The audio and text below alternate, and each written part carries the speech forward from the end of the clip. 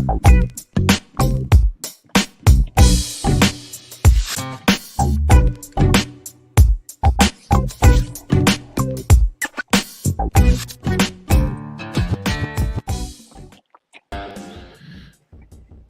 everybody.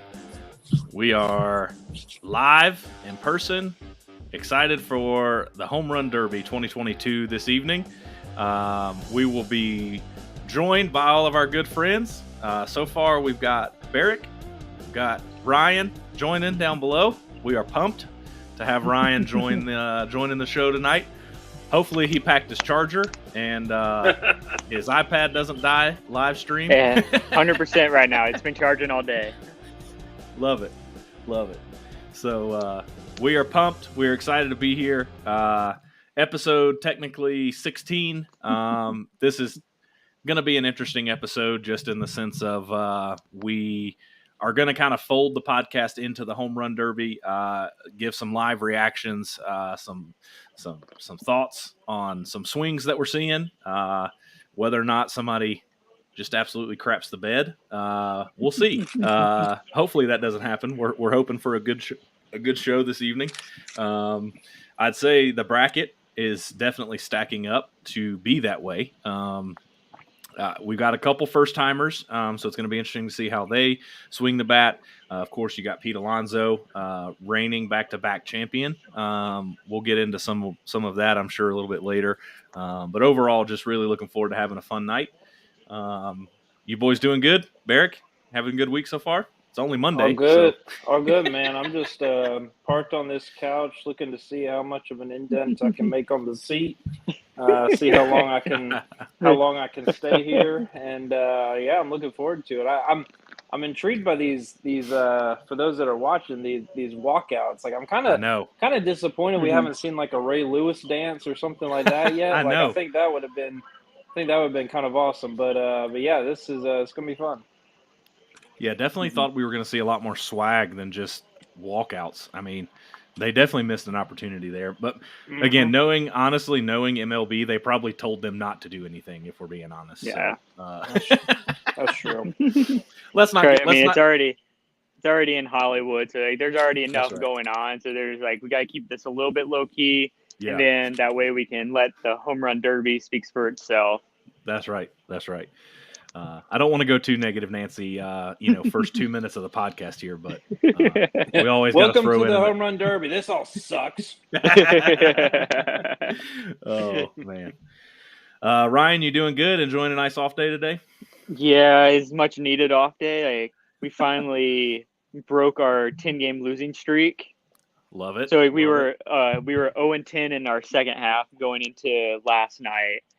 And we finally, we played, I'd say 9 out of our 10 losses were 1-2-run games. We just couldn't get a key hit. But last night we got the key hit and our starter threw pretty much 8 perfect, almost 8 great innings. So it helped out. And then now we go to another 3-game road trip. But hopefully we finally got the momentum going into it. But great. I'll have to tell you off air a good story from our losing streak. Oh boy. Ryan, that sounds pretty saucy. I was gonna dress up as an umpire today, but I held back on that. So. Oh man, I love it. Well, hey, if you're getting 8 innings out of a starter, that's a good turnaround from your update a couple weeks ago where you guys were floundering for pitchers. So love to hear that. Yeah, it's definitely we finally got our starters were giving us 5-6 innings, even during the losing streak, except for one game where I think starter got us through 4. But other than that, I think 5-6 innings every start. We just couldn't get enough runs, score enough runs, or there's 1 or 2 games where we just couldn't bullpen. We didn't keep it close enough. Yeah. So or the umpires just wanted to leave. Yeah, that too. Like I said, I think officially I've seen it all now after that. Yeah, that was pretty wild. Mm-hmm. Yeah, for those of you that don't know, you can go check out John Boy Media. Actually posted about it, but the High Point Rockers, and it was the South Maryland. Was that series? No, where were you at? Lancaster Barnstormers. Yeah, if you just yeah, there was quite an umpire. Yeah, that was a pretty wild one. So John Boy did a fun little take on that. So you can check that out. But fun times. Well, before we get too deep into the Derby here, we will do a quick recap. They're doing the national anthem now. I can't tell who that is. I missed who they said that was. Definitely thought that was a girl. Yeah, but he seems to be belting it. So good for them putting on a show out there in Hollywood. So, but before we get too deep, we do want to keep some of our podcast routine going since this has become a segment. I do have to take Ryan off stream to have this conversation real quick, just because Ryan is not a part of this or affiliated with this in any way. But as most of you know who have been following the podcast, we have been doing a recurring kind of podcast competition that we dubbed Stack Bets. It was a way for us just to have some friendly competition throughout the season. And just throw out some random bets on games. These aren't sanctioned sportsbook bets. They're kind of bets that we're making up, which kind of makes it fun. We get to kind of play sportsbook a little bit, but we're having some fun with it. Last week, if you did not catch last week's episode, I highly recommend that you hop in there and watch kind of the end, at least the end of it, where we gave the stacked bets. There was quite a bit of drama. I succumbed to some peer pressure, if I'm being completely honest. So, Robbie and Drew kind of forced my hand, and I went all in, 300 stacks, my whole balance that I had, that the Braves were going to sweep the Mets, and they were giving me 3-1 odds, so I was going to bring home 900 stacks and shoot into the lead ahead of Drew. Unfortunately, the Braves not only did not sweep, but they only won one of the games, and I now have 0. But I do pick up 50 stacks. We do replenish 50 stacks into the bank account of everyone that puts in stack bets for the previous week. So I do get the gifted charity 50 stacks to kind of get the bankroll going again. But yeah, that one hurt. I was doing pretty good. And then like I said, I succumbed to the peer pressure. So what are you going to do? Drew was the only other one that put in some stack bets last week. Robbie ended up not texting them into the group, so none happened.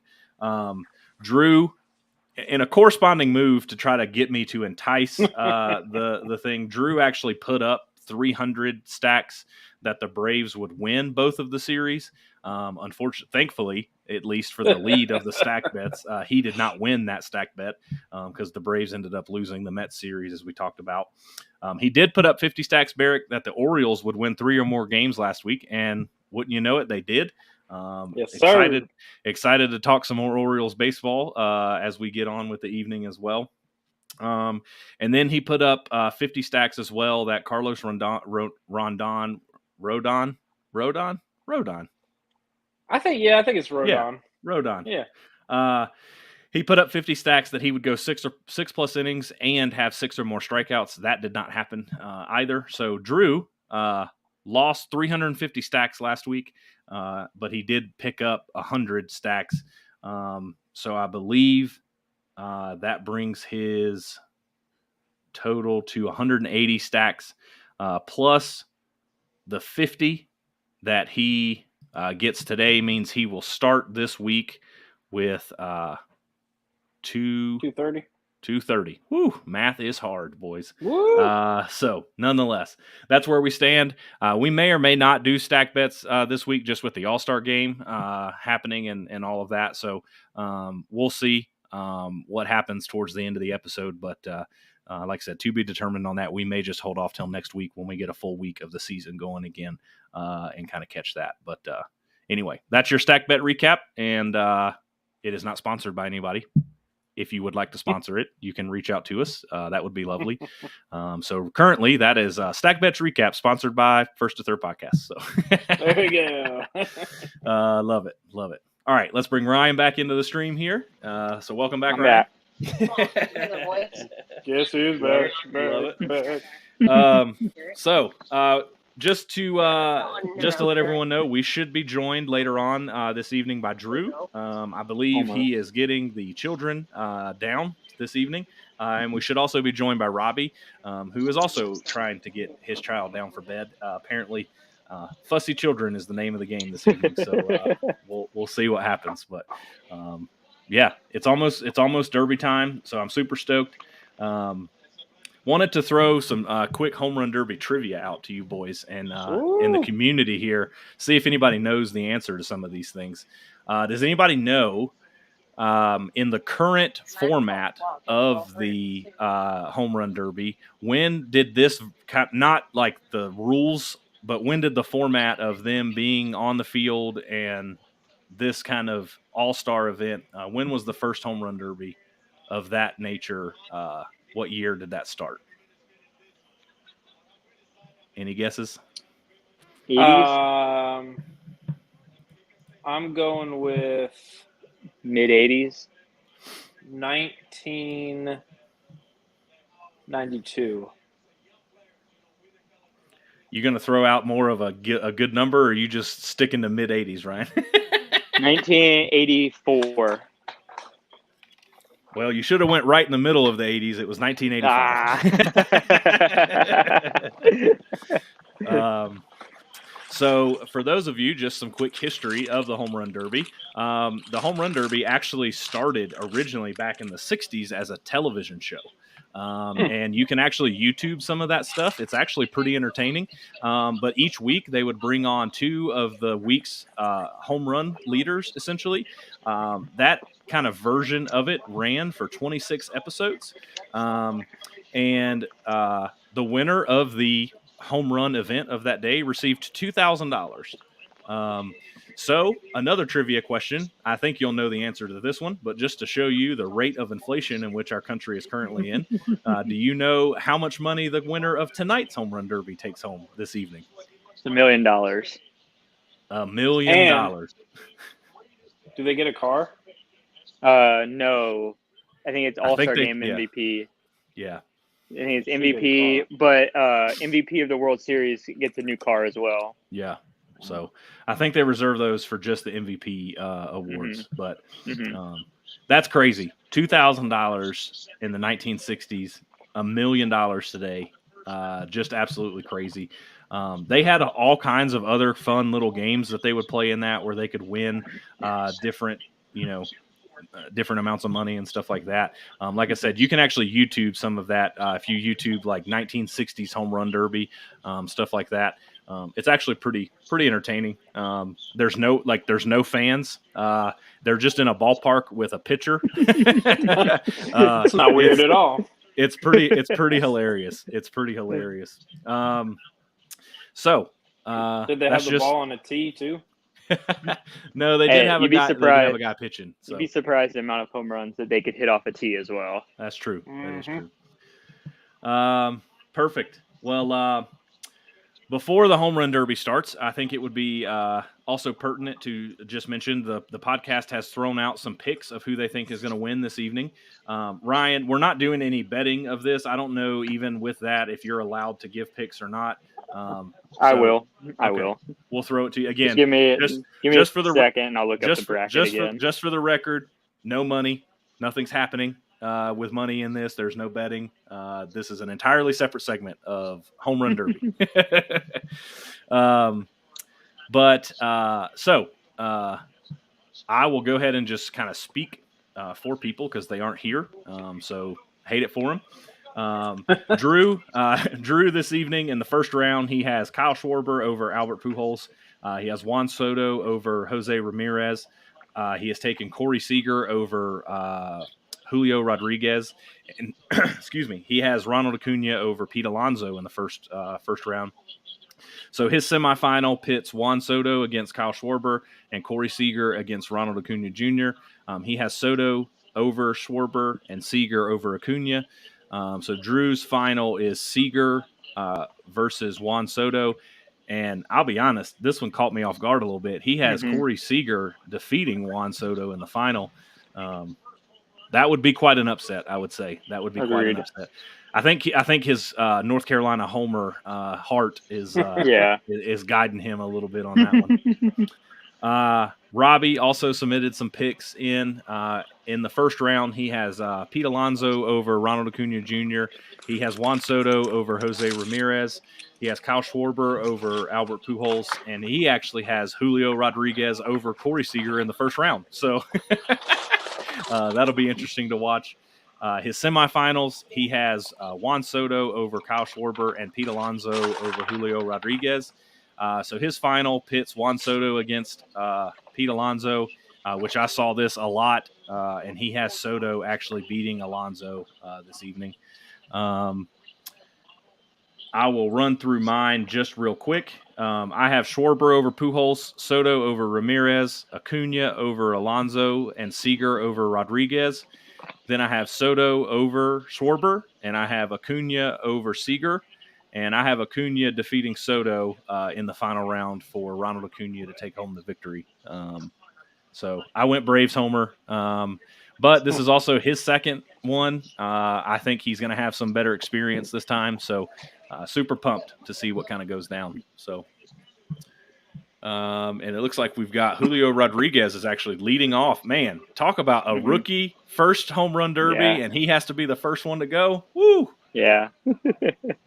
Oh, and apparently he's confused about the rules. It's also I like, and that's not a good way to start either. The big swing and miss, swinging the ball in the dirt. Oh boy, Ryan, I think your feed might be a little ahead of mine. Yeah, mine too. That could cause some problems. He hasn't even thrown a pitch yet on my stream. Yeah, mine either.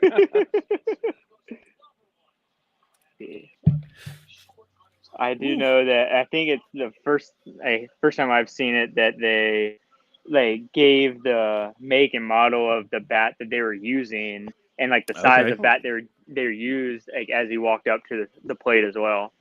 Oh, love to see that. All right, he's on a little run. That's three in a row. Nope, 2. He has such a smooth swing, especially to be a rookie, man.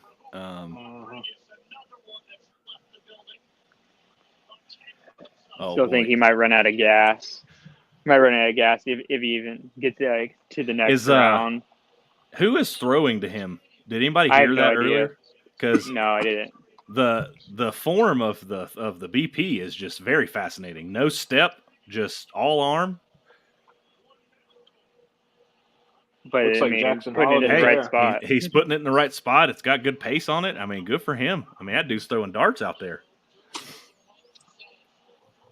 8, man, he's catching a little fire. So, what do you think? What do you think strategy-wise? Like, where's the timeout? Where's the timeout warranted here? Like, do you try to go right at a minute and a half? I'd say right around a minute and a half, or you if you have about 3 or 4 that you just didn't feel good about, under the 2 minutes, I would. Yeah, there it is. Minute 26 left. He's got 14. Man, he got on a roll. And I think he'll reach his bonus time as well. He has earned 30 seconds. Yep. So we haven't talked about it yet, but I do want to point out that I chose Julio to win this over Corey. I was going to say, so while we're in a timeout and commercial break, so Barrick, do you want to give the rest of your picks here?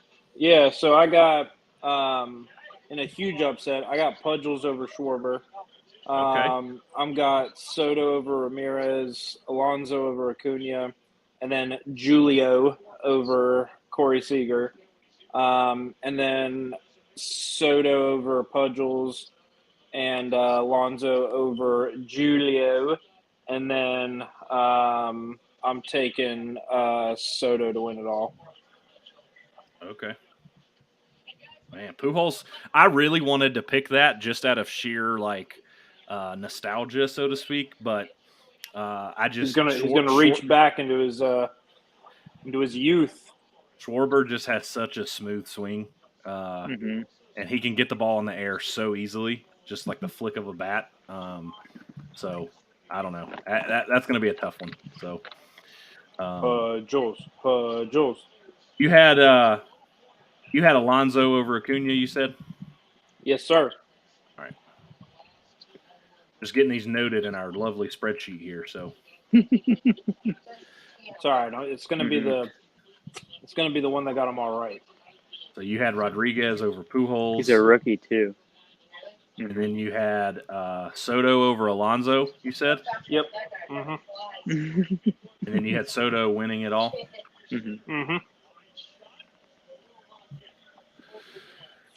All right. He needs to get hot again. He's got to get the ball up in the air. So He's going to get hot. Don't worry.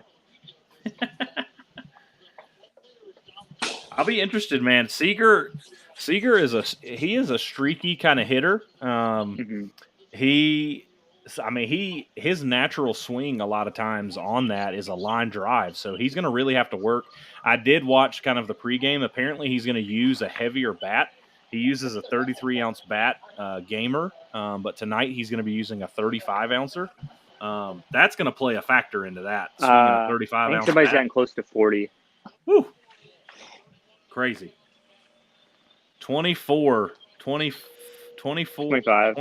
in regulation. Man, that is a heck of a show for a rookie, man. To lead off the Derby, that's phenomenal. Oh, look at old Ken Griffey out there taking photos like a proud dad.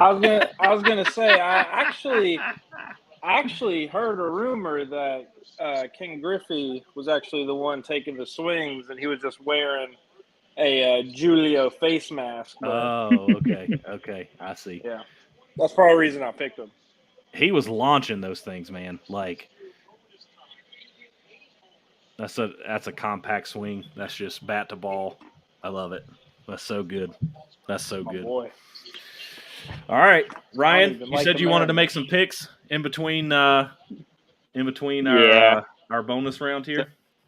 So I'm gonna go Schwarber over Pujols, Soto over Ramirez. I was gonna take Rodriguez over Seager no matter what. I believe just because I feel like Seager. I don't. And then taking Alonso over Acuna. And then Schwarber over Soto. And Alonso over Julio. And I've got Alonso three-peating. Okay.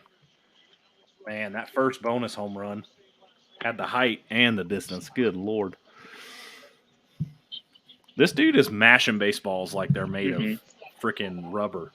Like backyard wiffle ball style.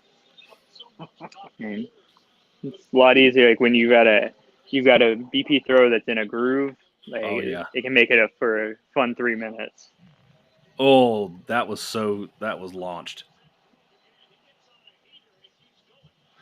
Who do you guys think is going to have the longest home run of the night? I think Acuna or Alonso. That's who I would take on that. What's been his longest home run? 455, something like that. Ooh, 32 home runs to lead it off. Holy cow. Holy cow. Not bad. That's not bad. Sorry, Ryan. A second ago, you said you had Schwarber over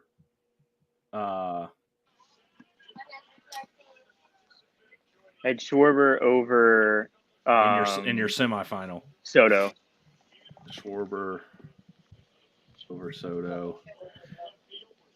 Then you had Alonso over Rodriguez. And then you had Alonso winning it.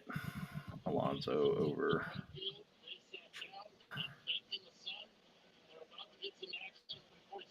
Just in case things get a little wild later and we need some actual verification of some picks, I just making sure we get them locked down, you know? This podcast stays above board. We don't play around. So. All right, so the winners that the podcast has picked tonight, Drew Seager over Soto. Robbie has Soto over Alonso. Barrick has Soto over Rodriguez. Ryan, looks like you're the lone Alonso three-peater tonight, and I have Acuna over Soto in the final. That is pretty phenomenal. We have 4 National League East participants in this thing. I mean, the National League East just loaded with talent. If they had some type of skills competition, like football has during their Pro Bowl week, where they had some pitchers get involved in some things, the NL East would by far win most of those awards between pitching, hitting. I mean, the AL East also had quite a few guys that opted not to do it that would have put on a show as well. Very true. So I think that's how you end up with a rookie with Julio in this. So I think if like a Judge or Vladdy wanted to do it, I think it would be a lot different. True. I guess ranking and seeding as well. Yeah. Yeah. All of a sudden, Acuna becomes an 8 seed. You think there's any? I will say this. I'll give Drew some of the credit for taking Seager in this. He is gonna have some comfortability in that box in that stadium. So he's used to hitting there. He's used to that batter's eye. He also knows where it's got to fly during the day. I'll tell you, his old man needs to start throwing some strikes though. So needs his in between pitch tempo needs to go a little bit higher, a little bit faster. Yeah, he's got to pick up the pace a little bit. It would have been funny if he had his brother Kyle throwing him BP. Yeah, I know. I'm actually surprised he didn't. Kyle must not be a good BP thrower. Might not be. So if I'm understanding correctly, they have to either hit 2 home runs that go 440 or 1 home run that goes 475 for that extra bonus, right? That's the breakdown. I think that's the breakdown. So, so he's already hit his 2 440s, which he's a minute and a half in. He's got to pick up the pace though, man. He's halfway through. He's only got 10. There's the timeout. It comes down to how efficient is your BP thrower, in between each throw. I feel like his dad takes a little bit longer to grab the baseball and throw the next couple. Yeah, so I think that's a big difference maker when it comes to trying to win something that's timed. Yeah, well, so maybe I'm giving that BP thrower for Rodriguez a little crap, but maybe that was part of his strategy not taking the step. Maybe that was to help him be more efficient and get him in a flow. So he's looking pretty good. These guys do at least one practice round, 1 or 2 practice rounds prior to coming to the All-Star, prior to coming and doing this. Yeah. I was watching in the pregame. Corey Seager called his dad, right the day he found out that he was going to be in it, and he was like, "Hey, you want to throw to me in Los Angeles?" And his dad said, "Let me call you back." And apparently his dad throws BP at a high school that's not far from where they live, and he literally drove down there and threw BP to some high school kids. And called him back about 30 minutes later and said, "Yeah, I can do it." So he just had to test out the old noodle there, make sure it still had some juice in it. He's coming out of that timeout a little bit more hot, but he just doesn't have the pace. They just don't have the pace, man. No. I mean, correct. Now, here's what I'll say: there was a big controversy the last couple years because technically, you are supposed to wait until that ball lands, whether it's a home run or out. They got rid of that rule. Oh, it is gone? They got rid of that, yeah. They got rid of that. Well, I don't think Seager's dad knows that because he is waiting. If you watch him, he's waiting for every pitch, basically.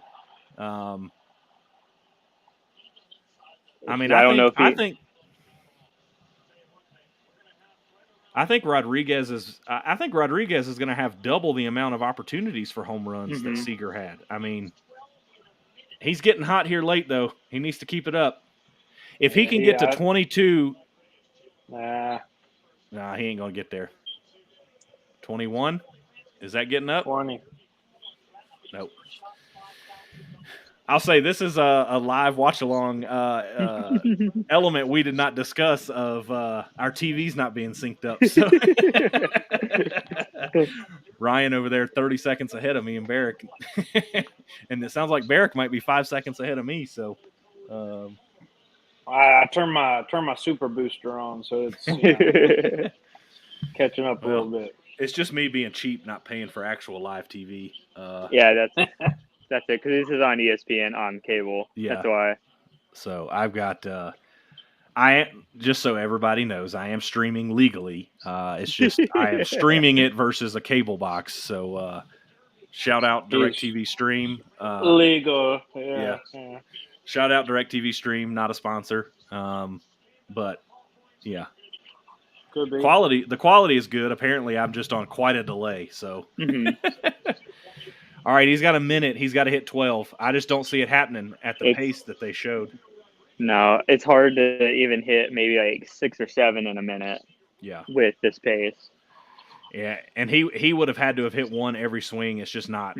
He just doesn't have it. Not possible. Well, I think we can officially say Drew's bracket is busted. Sorry about your luck, pal. As the shirt would say, this is a saying that's going to happen quite a bit tonight. You're killing me, Smalls. Does Drew make an appearance now that he's that his bracket is totally busted? I don't know. Might have to text him. Let's see what he's got going on. Let's see. You still hopping on Drew after that first round? Just showed Freddie sitting next to Snittiger.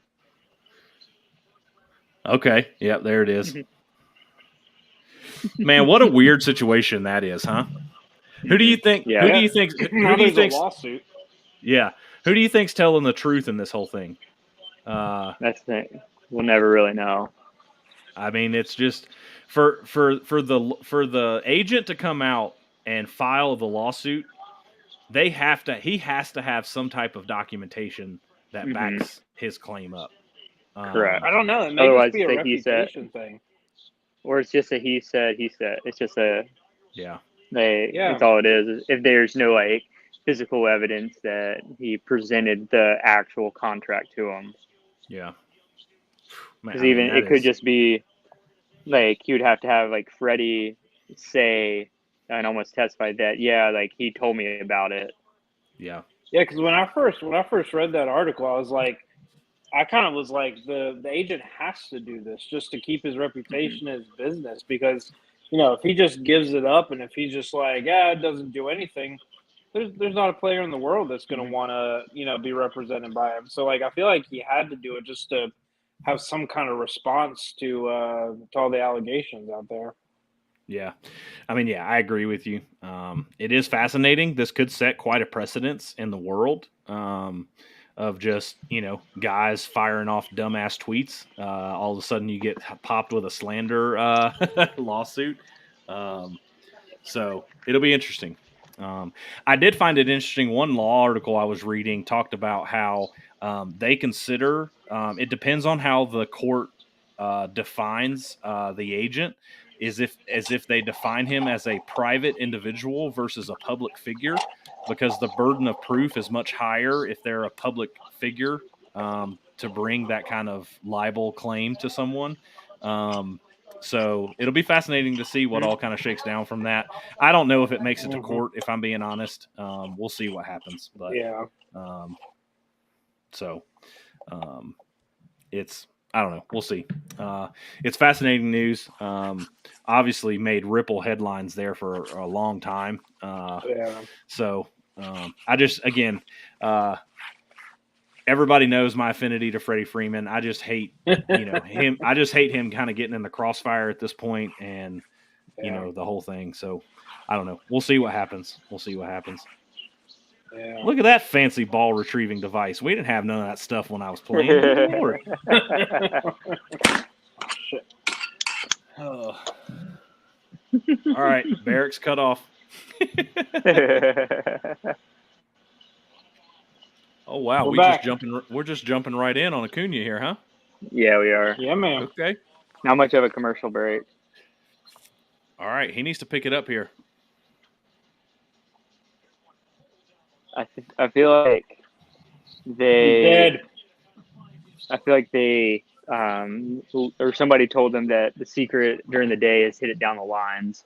Yeah. Like I feel like the way their catchers are setting up is like it's getting them to pull it right down the line.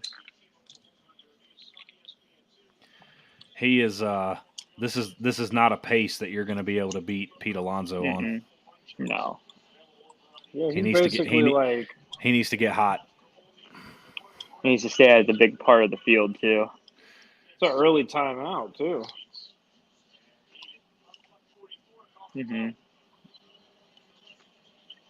He does not seem like he's putting a lot of effort into that swing either. He's like, man, I'm just here for the chicks. Oh man, 8, 9 through the timeout. Again, guys, we're gonna have to go off my timeline here.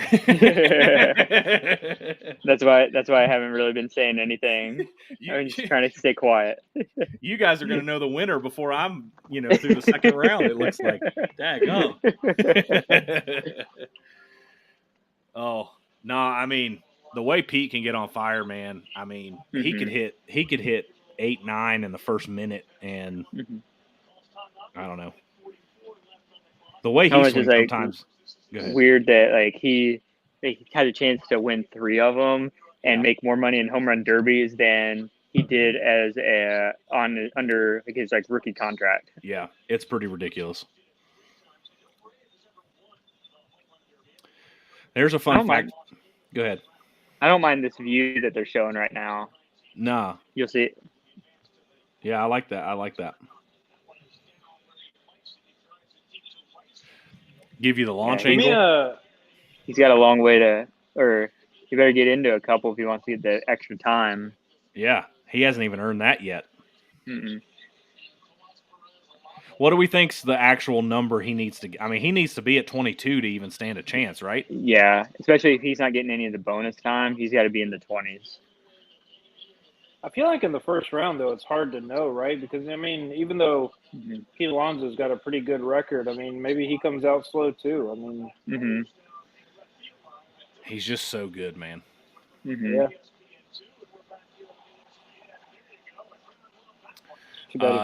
He needs to get into one. He just missed one by a foot.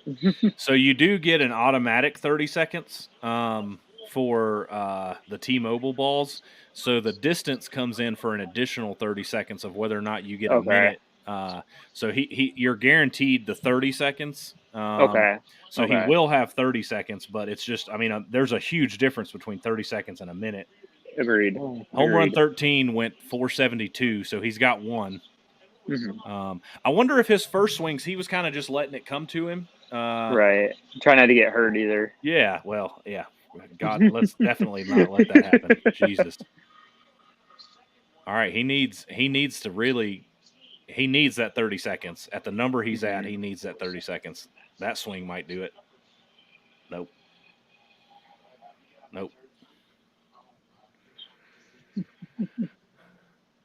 Oh, man. All right, so he's, as you guys already know, he's at 18. The rest of the world here as I catch up, apparently. But 18, so he's 4 shy of what we kind of thought. He's got 30 seconds, though. So, I mean, are we still – 22 still within reach? I mean, Pete's going to have to get cold. That's going to be a tough look. 2 of the podcast guys out in the first round. Hey, but the nice thing is we had some variation in who everybody picks. That makes it fun.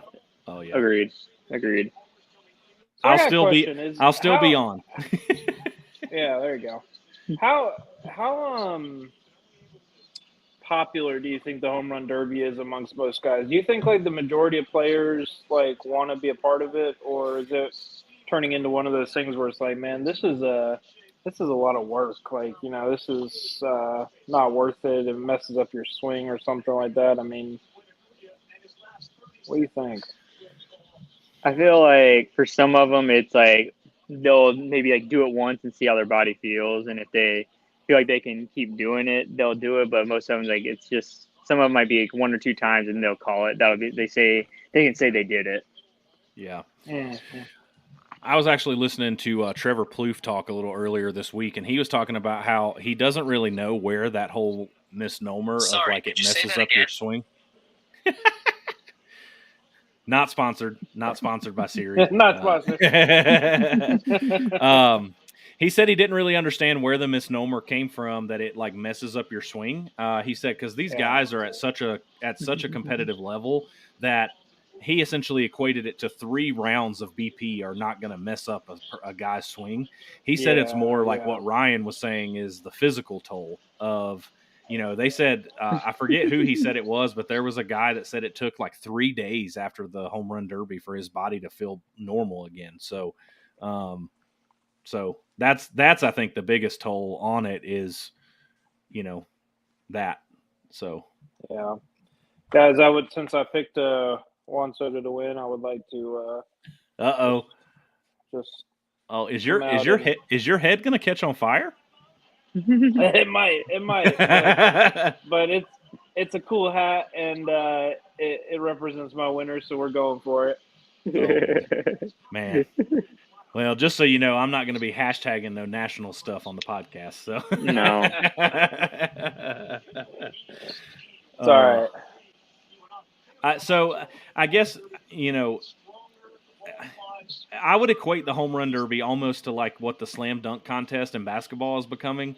Like it's only as good as the talent that you get in it. And if we start getting into a run here of, and this isn't meant to be a knock on him, but if you start getting a few years where you have 5 or 6 Julio Rodriguez, which again, it can't be a knock because the dude hit daggone 32 home runs in the first round. The dude might win it. You get these guys that aren't necessarily big name guys in it, and you're going to start losing some of that traction. I would love to experience it, but I've heard that being live at a home run derby is like amazing. So I will say that though, would be cool. The one nice thing about having some younger guys in it is that, you may have, I don't know how many fans are tuning into this that aren't, normally watching games, but I'm sure there's a number. It's kind of like any all-star experience. Yeah. You usually get people tuning in that otherwise, are not following on a day-to-day basis. So if you have some of these younger guys, they're going to be like, oh, who's this Julio Rodriguez guy? And they're going to start looking him up and learning about him. And I think it does kind of expands the game a little bit, gets some name recognition for some of the younger guys. So, I don't think it's a bad thing. Good Lord. Somebody check his bat.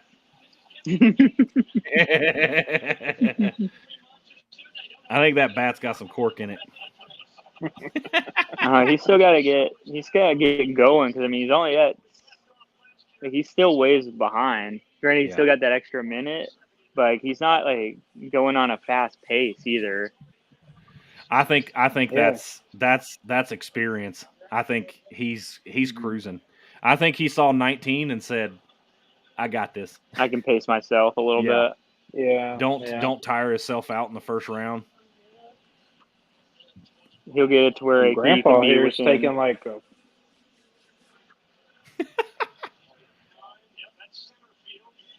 So I think Pete has the longest one. 480 is the longest one I've seen. That's a mammoth shot. Check the bat. I mean, I'm just saying, the barrel of his bat does look a lot bigger than other players' bats. I'm just saying. Like, that thing looks huge. I mean, oh, boy. See, Acuna's not even in it. He's just, He already knows. He already knows. He knows what's coming. So, especially Alonso still got 2 minutes and 20 seconds to hit 10. Essentially to beat him. Acuna's already ordering Grubhub. Can I get your address and location, please? In-N-Out Burger? You guys, yeah. Oh, man.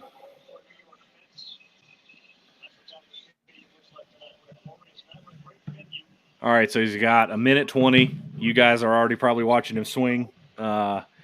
Just took his first swing.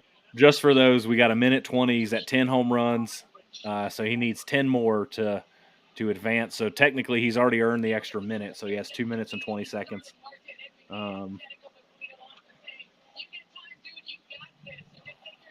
Yeah, I just saw that first swing, and I think it's going to happen. So, see, and like here, that's part of the difference. I'll say is like he is hitting a ton of line drive wall scrapers, and Acuna's line drives were not getting that height to get out. If Acuna would have had some height on a couple of his line drives, again, if we're at 21-22, this is a little bit different round. So, I don't know. Get cold. Get cold. He is. Get cold. Don't tighten up on me, Petey. Uh-oh. Don't tighten up on me. There he goes. Oh, is that out? Is that nope? Uh-oh. Whoop. Now he's taking pitches. What are we doing? Oh, baby. Oh, that minute is going to come back. Oh. Or 30 seconds, I guess. Oh, there's it is. Okay. That extra 30 seconds. He found the swing. All right. He just had to tempt me with some fate here. What he finished the round 3 in a row? Yeah. Yeah. All right. So he needs 3 in a minute. 3. Hey, I got a question for you, Ryan. If this is an awkward question or you can't answer it, just say next question. But being the body armor athlete that you are, in a home run derby like this, they're handing out Gatorades. Are you contractually can you contractually even take that Gatorade bottle in your hand? No. The same thing Klay Thompson used to do, or Klay Thompson, Steph Curry used to do during the NBA Finals, because they would have like Gatorade, like protein shakes on the interview stands. He would go in there and throw them off the stand before, or remove them and put the body armor on there. Nice. Because I was thinking about that. Gatorade is technically the sponsor, and so I was curious if Gatorade would have an issue with the athletes not accepting them. Because they pay all that money to be a sponsor. Grand scheme of things, majority of those athletes they're going to get their fair share of publicity, whether or not one or two guys refuses it. Sure. Well, the reason I asked too is I saw Pete at the end of his round. He actually waved it off and ended up taking a Dasani water bottle. Right. Well, that closes the night on our old Acuna boy. So another one bites the dust on the podcast. Man, hey, it was legitimately that 30 seconds, though. He hit that last walk-off at 30 seconds, basically. So if Acuna, hey, we were right there on it. 21-22 was the number. So, man, that's sad.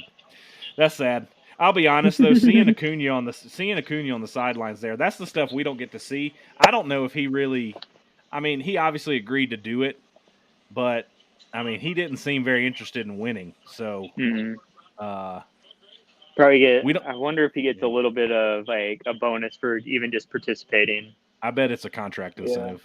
Yeah. That's 100% getting worked into Pete's next deal, right? Most likely. He gets an extra $1 million in his contract if he wins, in addition to the home run derby $1 million. So here's a fun fact saying, for you. like, I want an extra $1 million for every home run I hit. Here's some more home run derby trivia for you. Just as Pete continues on to the second round. Who are the other home run derby participants that have won 3 home run derbies? Griffey. I was gonna say Ken Griffey Jr.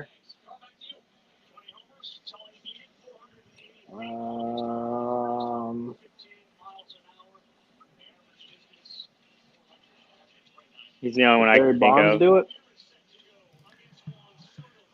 I asked a little bit of a leading question. It is only Ken Griffey. So Ken Griffey is the only other. Ken Griffey is the only other one. So Ken Griffey is. So he's vying to tie Ken Griffey as the only other guy to win 3 home run derbies. Let's see. This was actually a shocker to me when I was going through some of the history here. Jonas Cespedes won back-to-back home run derbies in 2013 and 2014. That was surprising to me.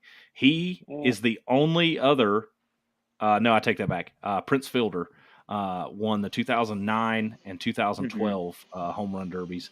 But those are the only. So Ken Griffey Jr., Prince Fielder, and Jonas Cespedes are the only 3, and now Pete. So 4. There's only been 4 people win multiples.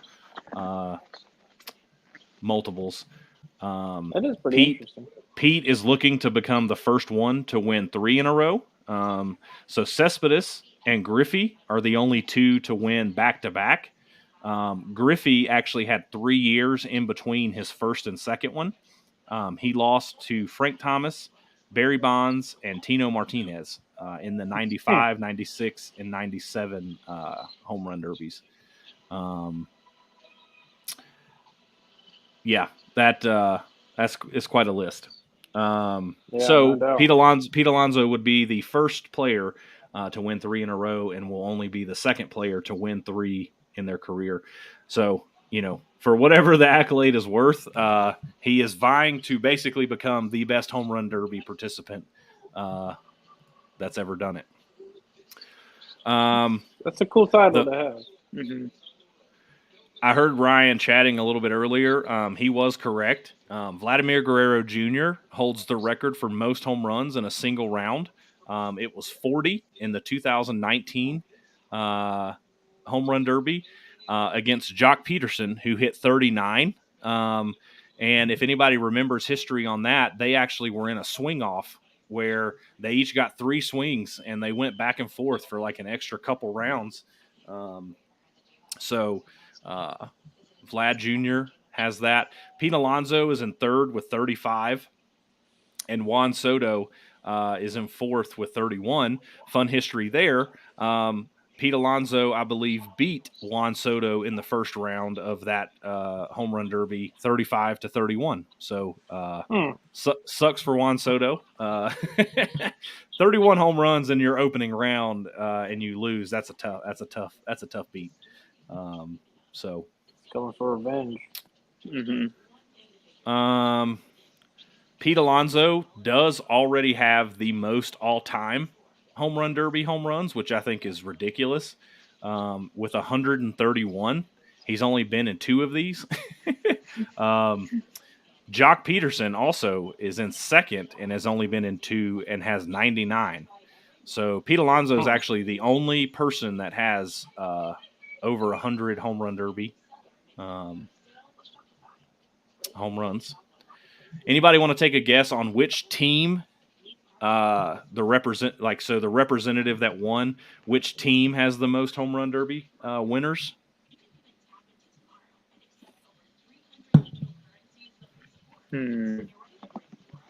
This was I was a little surprised, kind of, but not really. But I was a little surprised by this.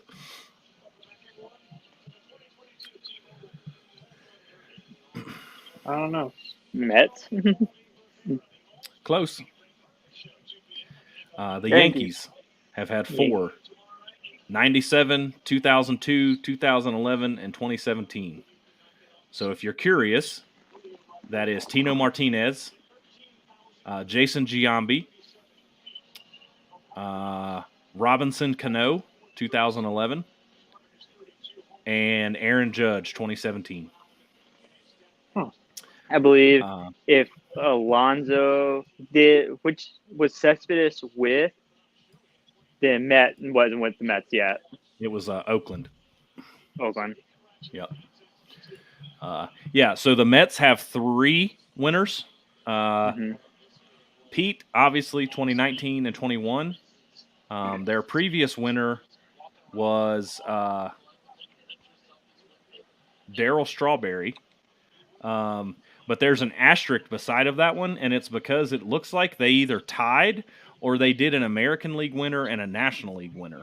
So I'm not brushed up on my history, but something went down weird in the 1986 in the 1986 Home Run Derby. That was in the Astrodome, old Astrodome in Houston. So fascinating there. All right, so Jose Ramirez is up for his first round. He is a rookie in this event, right? This is the first time he's in here. There was a lot of speculation around him. He's a switch hitter. There was some kind of question marks around which side of the plate he was going to hit. So it looks like he has chosen the right side.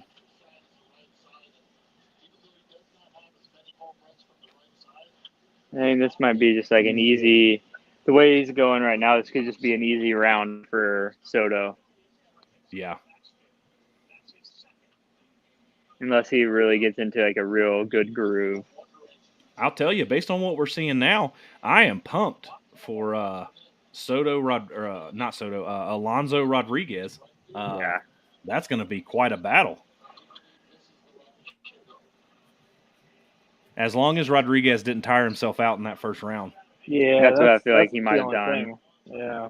He's like first guy trying to put on a show to start the day right and wears himself out. Yeah. And now you feel like he's sitting in the sun a little bit, and then he's got essentially 2-3 other rounds to go before he even swings again. So like easily stiffen up again. Look, I'm not trying to take anything away from Pete Alonso by any means, but I will say the past few years he has had the advantage of going second in most of his rounds, and in this format, there is a huge advantage to going second in the round because we just saw it in the round he just did against Acuna. Now, he may have put cruise control on too low of a speed there. I think he made himself a little nervous, but you could definitely tell he was not out there wearing himself out trying to get through that round. So, it'll be very fascinating to see. As you said, Ryan, I mean, shoot, we could be looking at Soto needing 7 home runs. I mean, dude could knock that out in 45 seconds. And then that's a huge advantage for him going forward. I mean, correct. Because they don't make him swing out the round. Correct. Even though I feel like some of them they'll swing a few more just to stay in like a rhythm, and like also like, I mean, you're there also to put on a show for the fans, not just like it is a competition, but you're also like you're there to put on a show. So like at least don't like if you win it early, like just put on a show for a little bit and then you can call it quits. Yeah.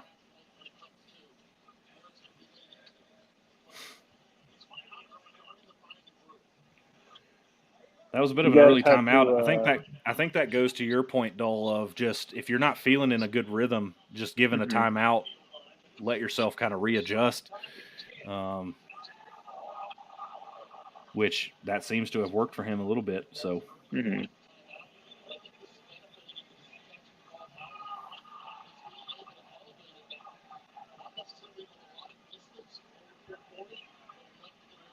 Getting a few now. He's going after what Ryan was saying earlier. He's kind of buggy whipping these down the line. Even getting around some of them too quick. I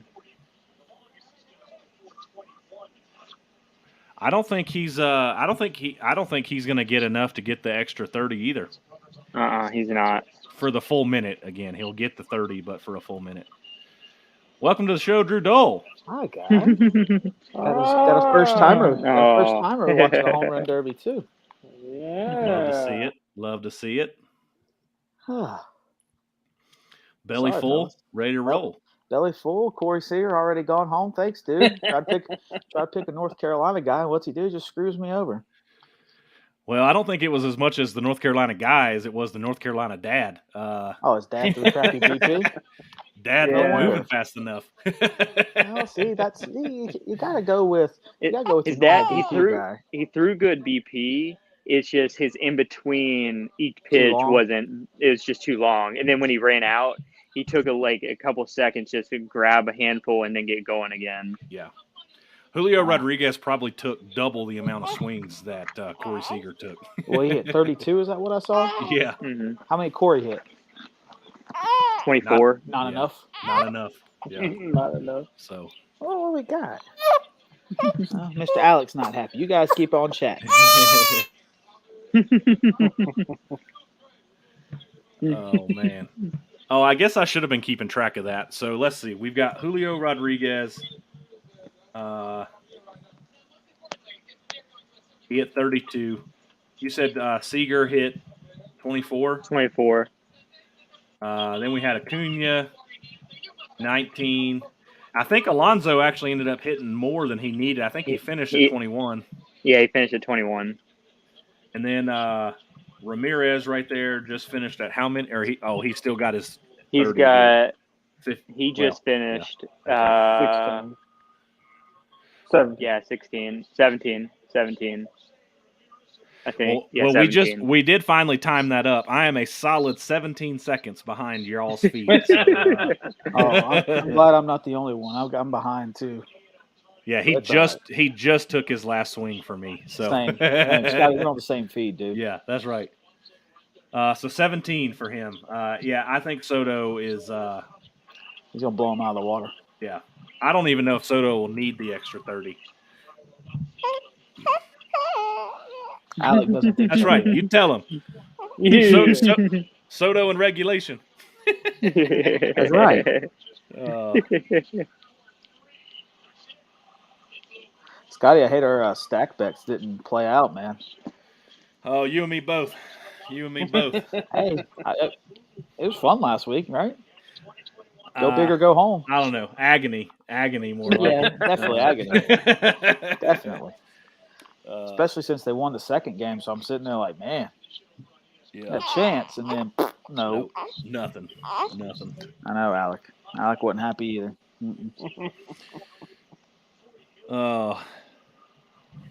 Yeah, I don't. So I guess again that kind of brings up what we were talking about a little bit before of just like, what are some ways to entice? Because like the superstars don't need the money, right? They don't need the $1 million. The guys like Julio Rodriguez, Pete Alonso, these guys that are still on their rookie deals, like that money matters to them. How do you get some of those bigger name guys like your Shohei Ohtani's, your Mike Trouts, Aaron Judge? I mean, because that's what's going to draw the allure of the Derby to the fans. So what do you do to get those guys in it? I mean, well, I think a little bit of it's going to help if the tomorrow night ends in a tie. Now that's going to be entertaining. Yeah, for sure. Because then does Aaron Judge hit then? Maybe.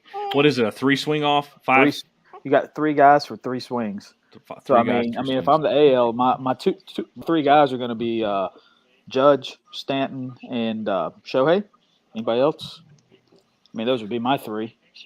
Vlad. I got no. Vlad wouldn't be a bad choice either. I know it's a left-handed. Typically, it's a left, right, center friendly ballpark. That's just why I pick Corey Seager. But that wind, you didn't watch the pre-round batting practice. The wind's blowing to left. Changed it up tonight. So my source that I had earlier today was wrong and lied to me. Yep, lied straight to your face. Hey, good thing in my $100,000 pick, I picked Corey Seager, but I picked Pete Alonso to win the whole thing. That's not going to help me out any. But yeah, Soto just hit 18 in his first 3 pitches. So he did switch his BP thrower from the first time he did this. So he has a more familiar face on the mound for him. I think that's the biggest thing with these things, man, is somebody that knows your spot and your groove. And if you can get in a groove, man, these lefty guys seem to have much more of a problem getting around on the ball. It's not exactly easy to see out there at this time of day, is it, Ryan? I've never been there, so I have no idea. Oh, that's right. Okay. Yeah. I mean, most of this is predominantly National League guys anyway, so they play at least a series here a year. Uh-oh. Oh, I thought he was going to have to call timeout, broken bat. that would have to be a first in the world. No, McGuire did it. Did he? Shoot, what was 98. that? Yeah, no, not 98, 99. 99. In Fenway. The one in Fenway, yeah. He hit his last couple rounds with broken bat. Alec didn't like that. Of course, that's before there was a time limit on it, though. Right. Whoa. Ooh, he crushed that one. Good Lord, that might be the long one. And he calls a timeout. He's got some work to do.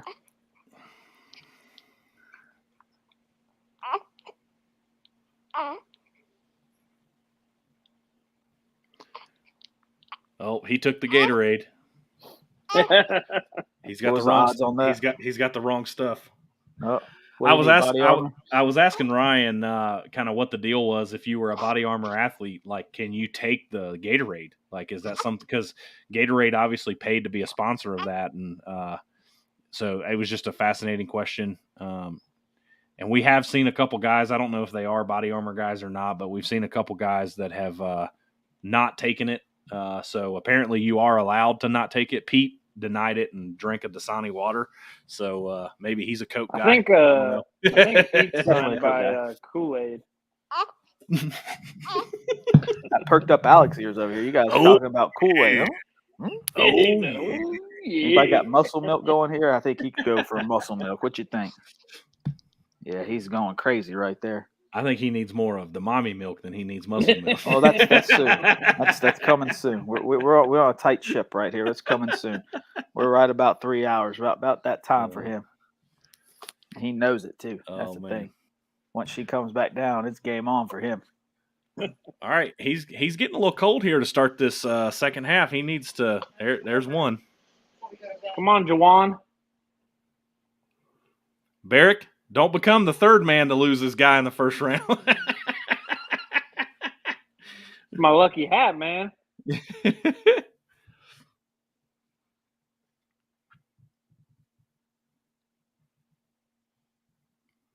That pace, he's behind that pace. He's going to have that extra minute. But is that W for Juan or win or wishful? Oh, man. Oh, crushed. That's for repping my pick.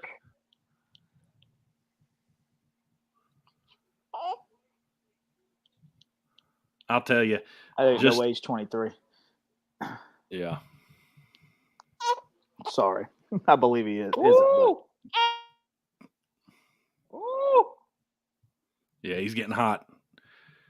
Does he do it in regulation? Yes, sir. He needs 2 more swings. Ryan, you know already? Ryan placing future bets on mine and Drew's live feed over here. Nice. Hey, we called it. We said he wasn't going to need the extra time. So I like the celebration too. He was like, "Yeah, what's up? I'm out." Oh, he back took it flipping that it time. and doing it. Good call. He didn't need an extra 30 seconds though, Scotty. It's a good call. Yeah. That just, I mean, if he got in a good rhythm, I mean, he was just going to let that roll. So,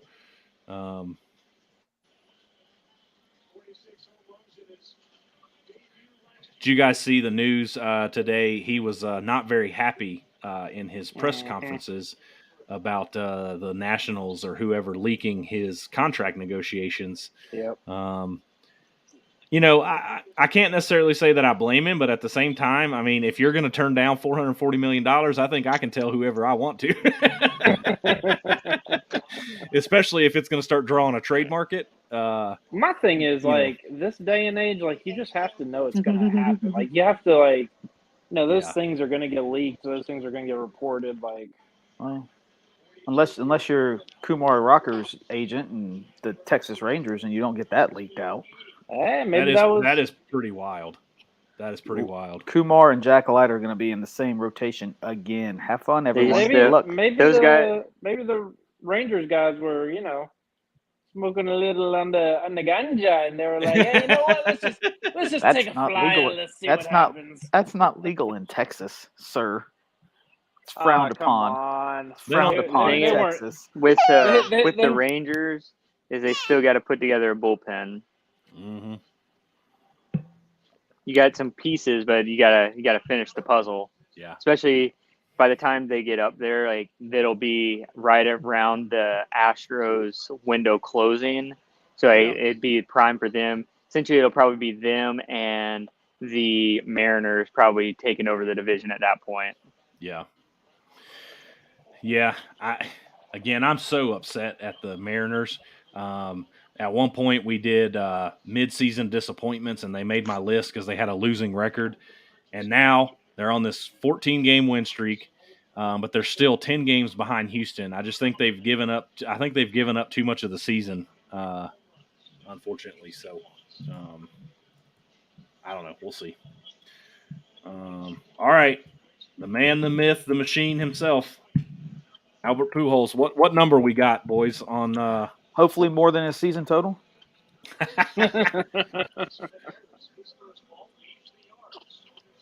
Pujols, you can't take pitches in this, bro. Here we go. I'm gonna say he hits 13.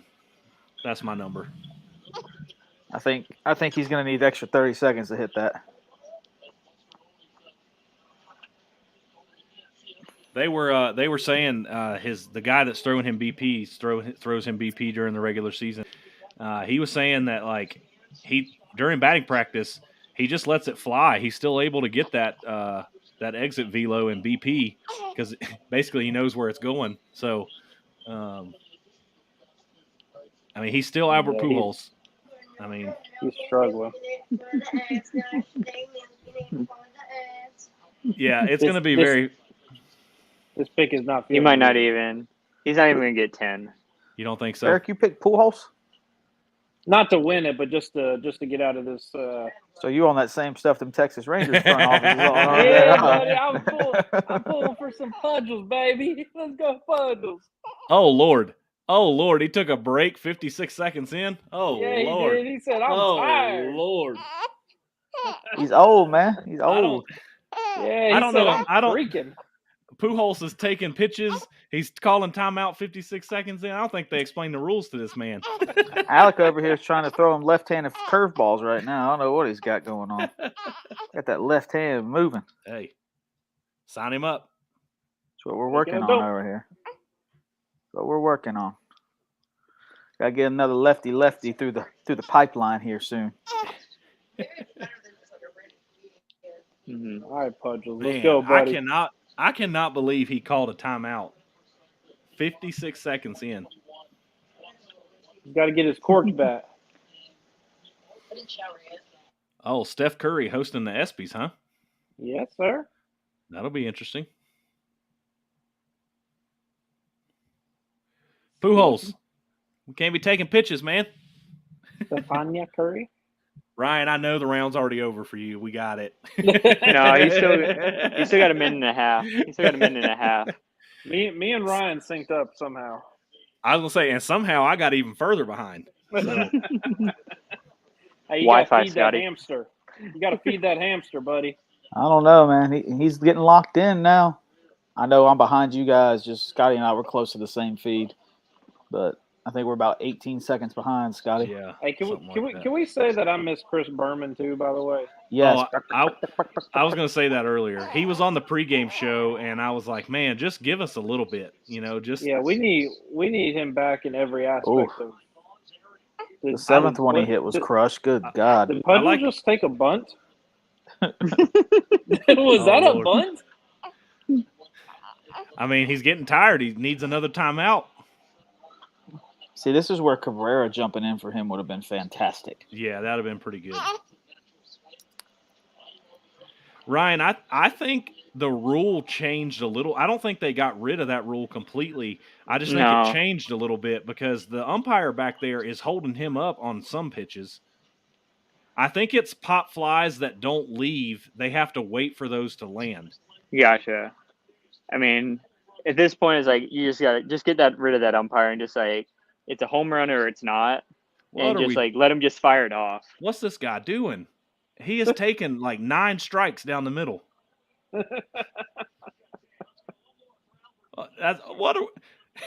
had taken a swing in 17 seconds.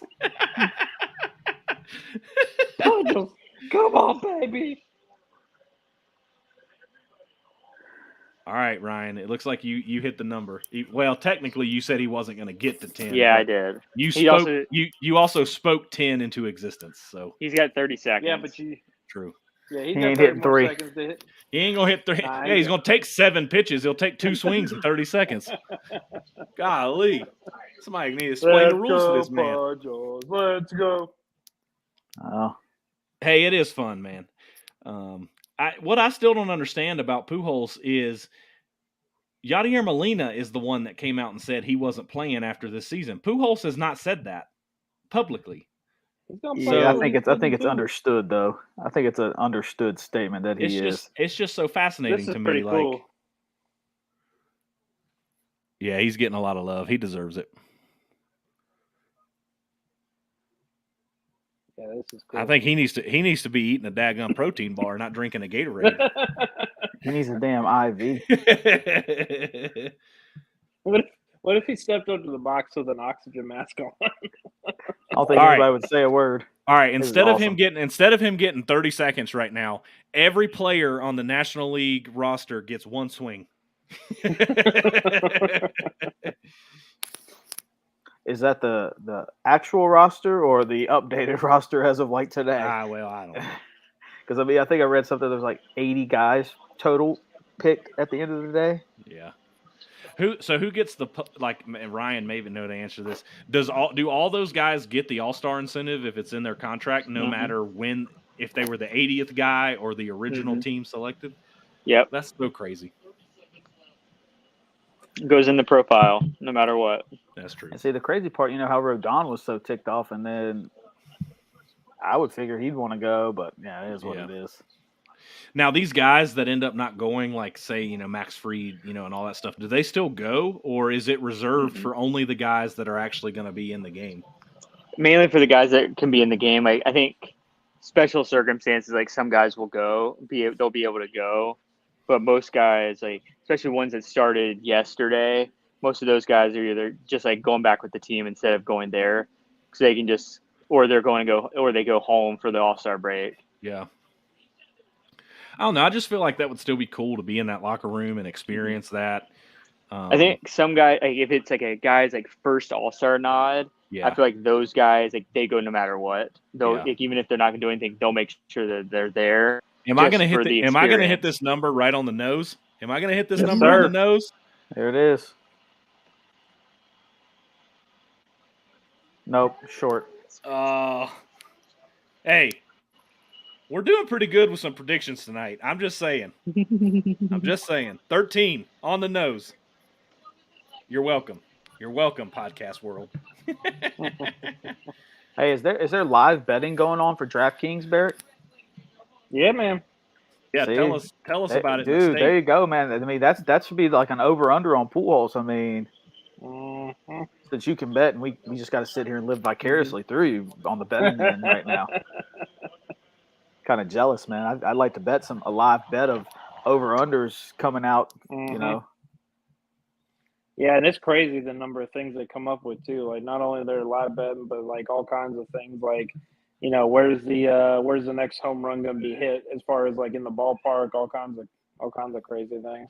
At what time is he going to call a timeout? Basically, yeah.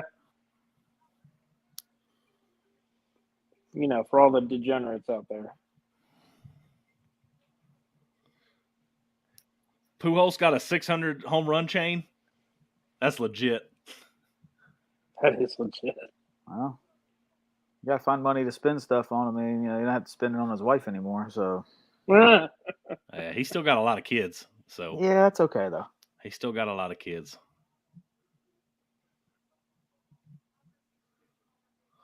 But no, he's done good for baseball. I just like giving people a hard time. He's done great for baseball.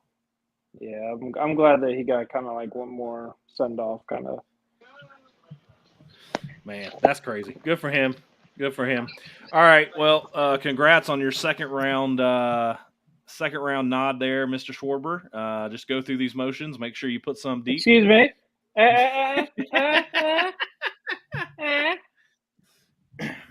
All right. So since I've been so good with some predictions tonight, Kyle Schwarber hits 14 home runs. You think? In 2 minutes and 25 seconds. False. So he'll have 35 seconds left in his round. He's using a maple bat. It's going to melt like maple syrup. Pure maple syrup? Vermont? Yeah. Maple syrup conglomerate? 31-34. I like that. Well, hey, I do like a good maple though. Syrup? Man, I do. I don't know. Ash was always my favorite to swing though. Especially with I love the two-tone ash with the black handle and the all natural top. That's just such a smooth color combo. Good Lord, he launched. Well, that he didn't first miss one. the first one, did he? Good golly. Hey, that was my number though. Just let it show. 14 and 2 minutes 25 seconds. All right. I'm gonna go with over. You think it's going to take him longer than 225? Might be 226, but yeah, over. Okay. Okay. He's locked in right there, man. It's a good swing. Man, this is something His BP pitcher's locked in. This is something I want to experience, man. Like dude, I experience it every day at practice. What are you talking about? Just these dudes out here making this look easy. Like, hitting balls this far is not easy. Like, see, I bet we'll make sure we take our gloves whenever we actually get to go to one. Yeah, absolutely. No more rookie mistakes. No more rookie mistakes, Ryan. Don't let the hop play you. You play the hop, man. Golly. I'll never forget that for my entire life. That girl, what's funny is that girl said it was such a straight face. I know. She could not have been more serious.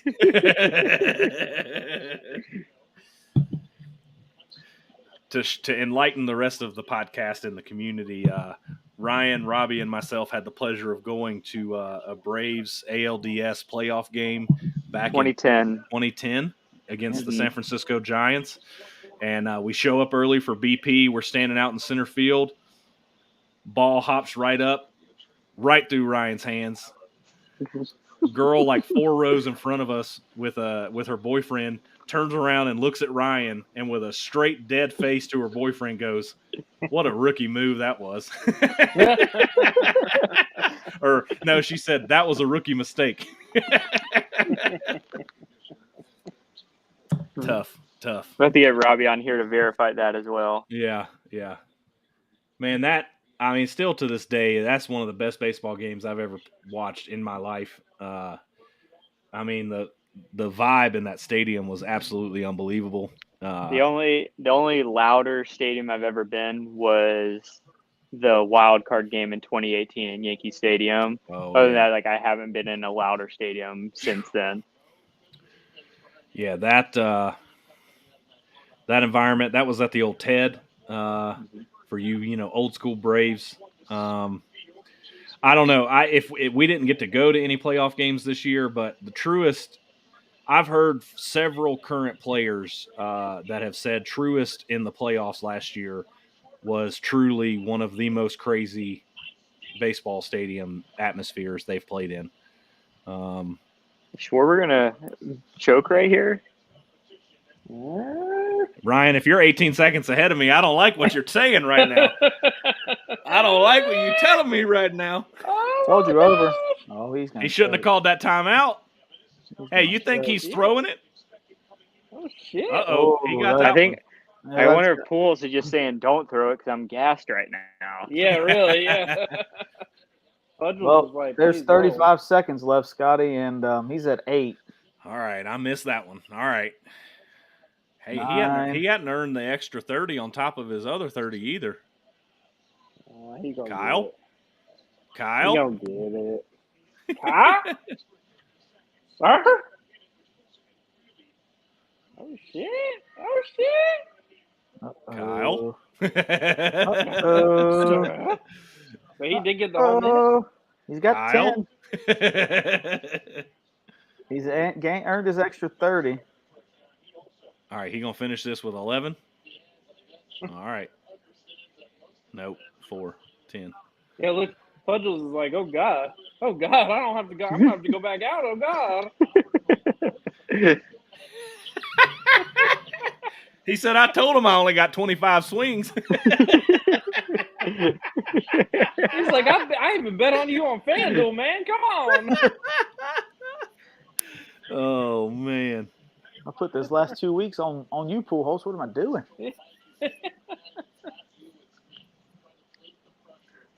Oh, that was an outside pitch.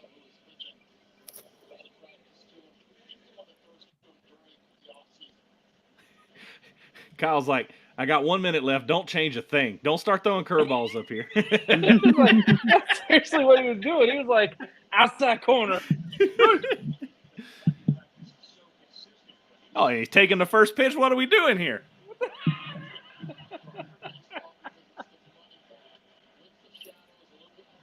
Okay. Hey, I'm telling you, these T-Mobile bonus balls here, they fly a little different. They fly a little different. Or don't fly at all. They're the juiced ones. Or don't fly at all. Come on.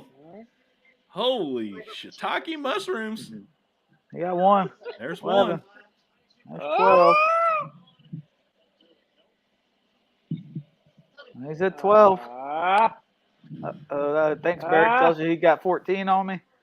That's 13 right there. He hit 13 to a moon. Hey, you don't watch it, bro.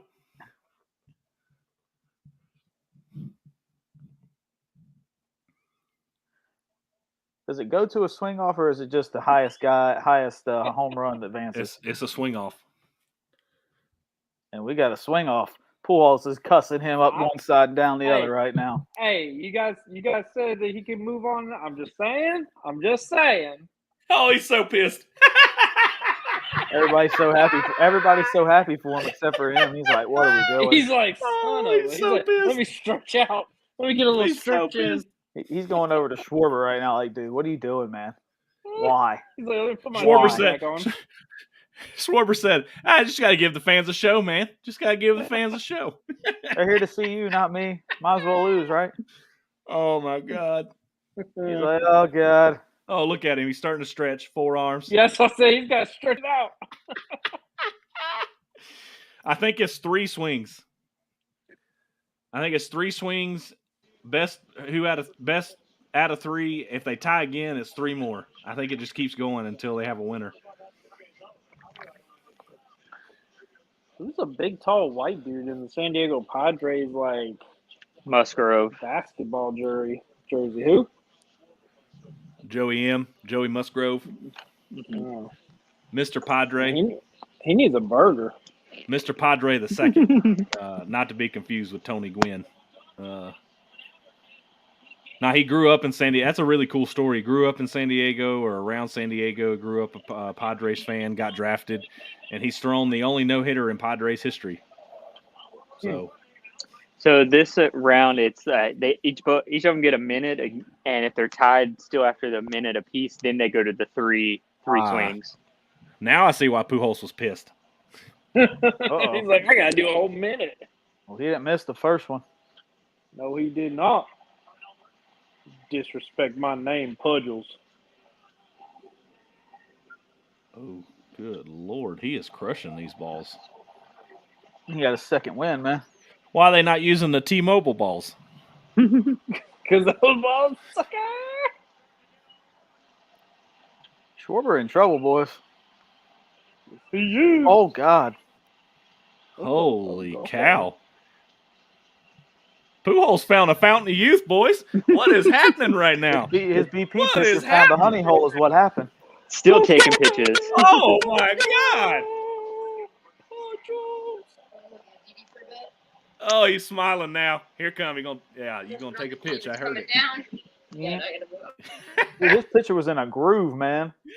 Oh, him taking these pitches is cracking me up. It's cracking me up, man. He hit 7 in a minute. Schwarber's done. Schwarber's done. No shot. No shot. All right, Barrick. I see you. That's what we get for picking up against the legend, I guess. Good Lord. He found his pitcher found that honey hole, and it was game on. Oh shoot. Vlad loving it over there. Loving life. I will say, basketball wins for like best casual player look. Yeah. Like baseball players, there is not a good casual look for baseball players. Like the best a baseball player can do is a good pair of gym shorts with the socks pulled up and some slides with like a good BP jersey on. But that's the Schwarber's best done. casual look you're going to get. Schwarber's done, boys. He choked it. You He can choked almost, it. You can almost Sharpie this one right here. You can almost Sharpie it. Baby. He's at 15 with 30 seconds to go. He's got It ain't a lot of work to do. It ain't happening. Oh man, I'm feeling good, boys. I'm feeling good. 17. Wow. Oh God, Ryan, stop it. Number 1 seed Wow. down. Oh, Had one, called one, hit one after the 19. No. Wow. Good for you, Albert. Good for you. yes, sir. Holy cow. Joe. All right, so let me update that. Pujols has now hit 20. Rabbit out of hat. And Schwarber, 19 and a choke job. Yikes. 19 and a half. He had his 20th as right after time expired. They need to go back and check that on the tape. Well, I lost my finals, or one of my finals. Ain't no instant replay. So Robbie and Ryan. Robbie is the only one that still has a full final left. So that's round 1. All right, so Julio Rodriguez advances 32-24 over Kyle Seager. Corey, my bad. Kyle's retired, sitting at home doing what we're doing. Pete Alonso defeats Ronald Acuna Jr. 21-19. Juan Soto defeats Jose Ramirez 18-17. And in an absolute shocker of the evening, Upset. Albert Pujols defeats Kyle Schwarber 20-19 in a swing off. Wow. Who said there wasn't going to be fireworks at the home run derby this year? All right, on to round 2. So our round 2 matchups will feature Julio Rodriguez against Pete Alonso and Juan Soto against Albert Pujols. Juan Soto might have quite the cakewalk into the final against Pete Alonso. Pujols might bunt for 3 straight minutes. he already did on one. Oh man, jeez. He already did on. He took a. Jeez Louise. Well, while we take a quick break here, boys, why don't we talk some chop real quick? So let's do a quick standings check through the first half of the year. We have in the American League, the New York Yankees lead all of baseball with the best record in the league at 64-28. They are miles ahead in their division. The Tampa Bay Rays sitting second at 51-41. Hey, let's just call it what it is. The Baltimore Orioles, with a surge in the kind of late first half here, 46-46 makes the American League East the only team or the only division to have 500 or better teams in the whole division. So good for them. Let's go. Oh, baby. They're hot. They're hot. It's a go. The Minnesota Twins are leading the AL Central. I don't think that is a correct stat. That is my fault. Hold on a second. Actually, it is. Wow, that's very fascinating. Minnesota has a 50-44 record, and they're only 2.5 games up over Cleveland, 46-44. So that's, man, it feels like they have not played a lot of games for some reason. I don't really know that. I don't know. That's weird. Houston in the AL West is 59-32. They are 9.5 games up on the red hot Seattle Mariners, who have won 14 games in a row. The rest of that division, honestly, is pretty bad. Over in the NL East, the New York Mets are 2.5 games ahead of the Atlanta Braves with a 58-35 record. The Braves boast a 56-38 record. That is quite an improvement over last year's All-Star break record. I love to see it. Very interested to see what Mr. Alex Anthopoulos has up his sleeve for this year's trade deadline moves and see how he's going to make that team better. Maybe they could start with the signing of one independent ball pitcher that I know right now. So that'd be fun. Bolster that bullpen just a little bit. Milwaukee is ahead in the NL Central with a 50-43 record. They are half a game ahead of St. Louis, who is 50-44. In the NL West, the Dodgers boast the best record in the National League at 60-30. They are 8 games ahead of the second place San Diego Padres. You think do the Giants have to be one of the most disappointing teams through the first half of the year, you think? 48-43? Yeah. They got to be in the conversation, I would say, at a minimum. I would say the Angels are probably in that conversation. Yes. Yeah. I would say Texas is probably in that conversation, just with the moves and acquisitions they made. Toronto also probably in that conversation, even though 50-43 is nothing to scoff at, but injuries have crushed better. them. Yeah, I'd say the same thing about the Phillies, but again, injuries have crushed them too. Yeah. But I think again, everybody's dealing with injuries. San Francisco just has not played very good baseball. It doesn't feel like so. I think they've got to be kind of leading that pack there. All right, Mr. Julio Rodriguez, our 6th seed, is now at the plate.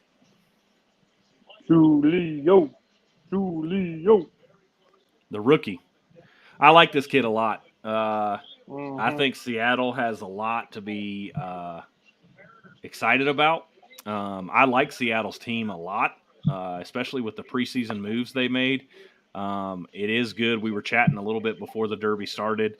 I picked them to win that division, and we had midseason awards a couple episodes ago, and I picked them as one of the most disappointing teams at the time, just because they were a sub-500 team, and I really thought they were going to compete for that division.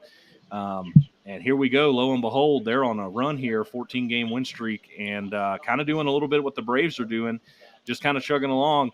That could be a very dangerous team. You get them in October. They're young. Sometimes those series. Yeah, sometimes those young teams they don't know any better, and you let a team like that sneak in, they could do some damage. So I'm interested to see what kind of goes down. So Ryan, did you play with him in Tacoma any last year? Okay. Did he go straight Double-A? He was in Double-A he never came up last year. And just made the club out of spring training. Yeah. It helped that injuries opened up the door for him to make the team. Yeah. Well, and sadly, Kelnick hasn't really performed the way that they expected him to either. Yeah, he hasn't performed at the AAA or at the big league level, but he's crushing it at AAA. Oh, yeah. I mean, and again, that's not a bash on him as a player. He's an exceptional player. He has not been consistent in the major league level that they wanted him to. So, and now this kid's up here making the All-Star team. God. So, hey, Drew, here's this guy. You're going to see him throw in the BP. No steps, efficient, compact. Oh. Laser. bomb. Good Lord. His swing is so pretty, Oh. man. Hey, you know who's going to be fun to watch in one of these soon? Uh-huh. Michael Harris. Eh.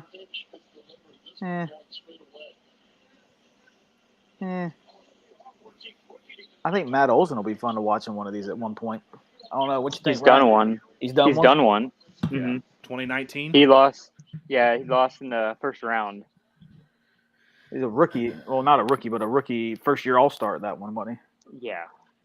Yeah, I think you gotta get a little season vet under him and do another. How about your boy Xavier? That's who I was thinking. That's what I was saying, man. Watching this right here is like watching practice every day. The game is in Seattle next year. This would be pretty fun if he comes through and makes a kind of wild, a Cinderella story, wins it, and then goes to Seattle to defend it next year. That would be a pretty good story.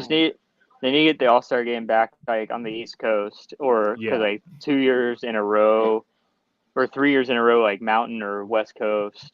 Yeah, so it's got to get it back to the East Coast a little bit. So is there talk? It'll be Go ahead. A little bit different, like vibe, and doing it like actually when the sun's set instead of like when it's still like 5 o'clock on the West Coast. Yeah. Is there talk to bring it back to Atlanta? They need to. Like 2024. I feel like they deserve what they didn't get to have. Absolutely. 2024 and 2025 are still to be determined. So I think the door is open for those years. 2026, they've already got it slated for Philly. So I would prefer for them to do it 24 so they didn't do back-to-back NL East teams 25 and 26. I see like Texas getting one, like the Rangers, like New Park getting one of them. Yeah. Boston, I think Boston or New York would be on the list. I know Boston wants one in the next 5, so I mean, how much fun would that be though to watch these guys hitting balls over the chop house? Truist Park would be a blast to watch this home run derby in. Like,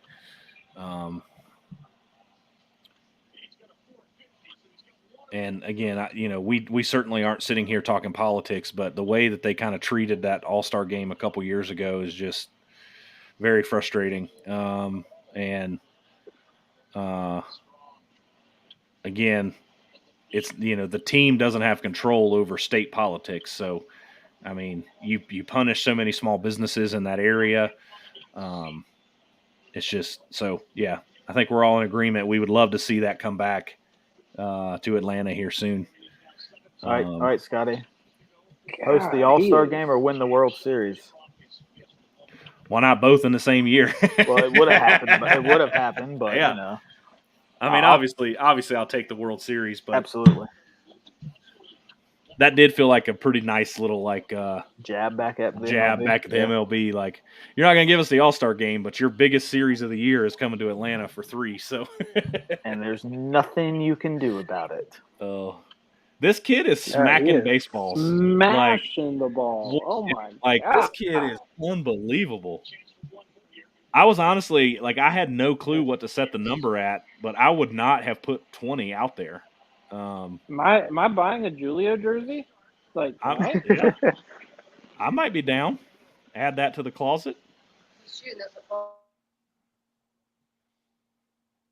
One of those Navy ones. 23 again. What about that teal jersey there, Barrett? Oh yeah, that's a hot one. Or the blue and gold Mariners throwback jersey. Yeah. It's a little bit better that I cut. Couple of options there. But nah, Barrick, yesterday, unreal, dude. Unreal with that going down yesterday. Yeah. So also, because we're so short of events happening right now. MLB Draft going on. Big news in our world. Mr. Xavier Isaac taken with pick number 29 overall by the Tampa Bay Rays. He was a graduate of our high school. Drew was his coach for 4 years, so that's super exciting. Highest drafted player in East Forsyth program history. So we're ecstatic for him. So it was Connor Norby, but sorry, that was a 1-year reign for him. Yeah. So pass the chain. Yeah. Yeah. So pretty exciting, man. We're pretty excited. Cool stuff. So, and that's a this area, it's a pretty baseball rich area, and that for that to be the first number 1 pick with, I mean, we played with guys that we thought were really good, and yeah. Mm-hmm. And then we've seen Connor. I saw how good he was, and then go to college, and then this kid, man, it's just. But I mean, during our season, anytime you have you have 29 of the 30 Major League Baseball clubs at one of your games, something's going on, something special about that kid. That's a pretty big deal. So. And then he delivers with what he does best in one of those games. Oh, he's gonna hit 30. I mean, I don't think we're giving enough love to this BP thrower. He's locked in. No, he's doing a great job. I gotta say, he is making me eat my words for dinner, dessert, leftovers. Good Lord. That's how you win this thing, man. You got to have a BP guy that can just lay him in there, and when he lays him in there, just lay him in there in the same spot over and over and over again. That's the name of the game. He's doing compact delivery and quick, and yeah. He's just crushing balls, dude. I also think Julio is like straight mad at somebody. Like he's just taking it out on everybody. Yeah, a lot to prove apparently. Yeah. I got some anger management issues I'm taking out on these balls. Did not think a back-to-back 30 in each round. He would do that. But now 31. I think Alonso's got a lot of work cut out for him. Especially if he comes out cold like he did in the first round. Yeah, he can't do that for sure. Pete's in trouble, boys. Are we going to have the rookie versus the retiree going? Is that what we're going to end up with? Right. The rookie versus the machine. I mean, that BP thrower looks just like Anthony Ramos from Hamilton, right? Like, am I the only one that sees that? Alexander Hamilton.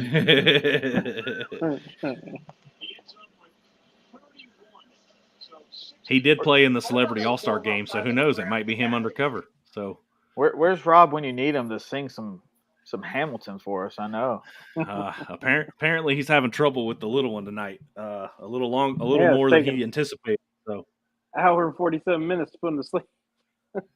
Rob fell asleep with her. That's all. Yeah, I know how it feels, man. You get up there, you snuggle up with one of those kids. Next thing you know, you're there to lay down and help them go to sleep. Next thing you know, you're knocked out yourself. And those are some quality 1.5 hour naps. I can tell you that. Is Pete down there lifting before the competition? Dude. Yeah, pre-derby deadlifts. Put some actual. No, I'm saying, is that pre-derby or is that right now? Pre-derby. Oh, okay. Pre-derby. Put some actual weight on that, bro. Yeah, what, 135 on there? Is that all he had? 145? Man. It's a warm-up. Been doing that one-handed. Well, I think that bar actually weighs more than that bar. I think 55 pounds. 55, yeah, that's what I was saying. 145. Uh-oh. He better get going though. He's got a long way to go. His BP throwers better get going. I was gonna say, you better start throwing some pitches, old man. That's the thing. The old man's got a full windup. He's just like. He's got to make every swing count pretty much here. Mm-hmm. He's even pausing at it. He's like, Oh, that third one's crushed. Oh, that can't happen. That can't happen. Oh, there's 4. He's making them count. Yeah, that one pitch was a 2-seamer running in his hands, trying to saw off some lumber. This guy knows it's batting practice and not pitching practice out there. Yeah, this guy's like, let me show you my 5 tools I've got. We'll carve you up, Pete. He doesn't have it tonight. Nope. He doesn't have it. Well, he's showing the NL East how to carve him up, though, man. Run those 2-seamers in on his hand and hope for the best. Yeah, outside sinkers. That's the name of the game for him. He's so pissed. Yeah, he is. Ain't nothing he can do about it, He's man. like, can I get a new pitcher? Time out. Hey, it is pretty phenomenal though. He is 6 home runs into this thing. He's already earned the extra 30. Like, yeah, that is pretty impressive. He hits the ball a long ways. Long ways. Ryan switching up the vibe, trying to give Pete some good mojo. Yeah, He's got to play with the sitting on dog. the floor. Yeah, sitting on the floor with Decker right now. Uh-oh. Decker boy trying to make an appearance on the podcast. Nah, he's chewing his bone right now. He's got a wishbone, so he's chawing down. He's chewing it pretty hard right now. Well, tell him if he don't make camera appearances, we can't give shout-outs to Instagram pages. So,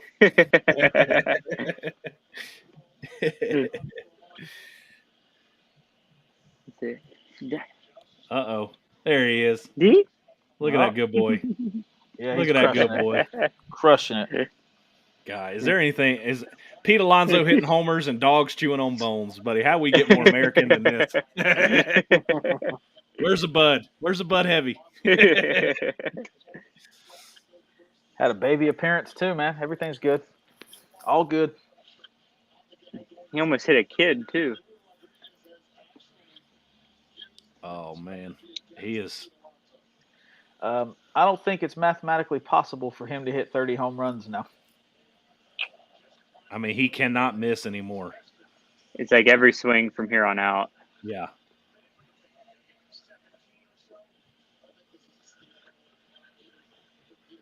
He hits baseball so hard, dude. Why are they not showing that angle they showed during Acuna's round with him? Mm-hmm. Like, the launch angles off his balls would be so cool from that angle. Which angle were they at? That camera to the left where the L screen is behind him? Yeah, where the umpire's standing. Where the umpire's standing, yeah. That'd be a great shot right now, especially with him being a right-handed hitter. Well, they did both sides of it for Acuna, which was cool. 3-story bookstore in North Carolina. Yeah, Pete, I don't think you can. Oh man.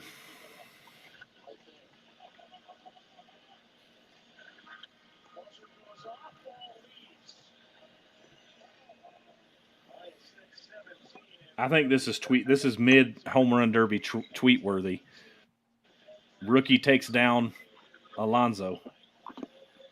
Bear down. Bear down. Polar bear down.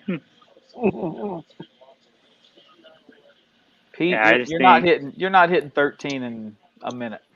His BP thrower is too slow to be able to get 13 off in a minute. That's 1 every 4 seconds almost, right?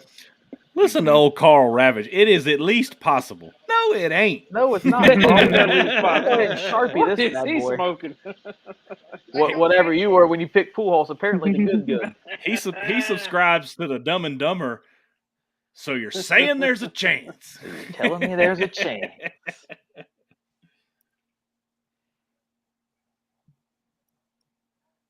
The chance that he's going to, let's see. He's got to hit 13 to tie.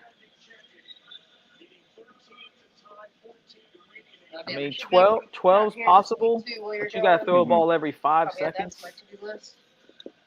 I mean,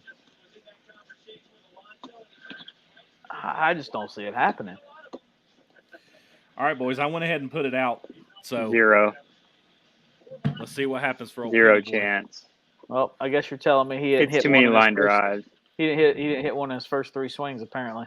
1. He's hit 1. The first swing? 2. Yeah. Nope, he's done. Yeah, it's pitcher takes too long, man. His pitcher takes too long. I think Rodriguez is pitcher, and they have scienced the crap out of this thing that less movement is better. I'll leave it to the Mariners to be all on analytics for this one. I think you're going to start seeing a lot more guys using that going forward, and they're going to pick pitchers that can do that, because that's hard to do what that guy's doing. Not taking a step, not. I mean, I'm not good at throwing BP, period, but there's no shot that I could do it without taking a step and getting some motion in it. I mean, just. I think you almost need like a non-baseball guy to do it. You mean like a At least guy somebody from that Hamilton? can throw, though. Yeah.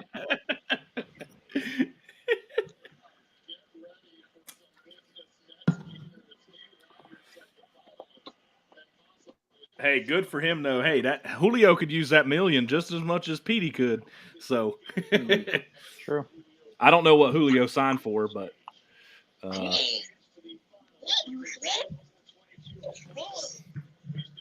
I'm interested now.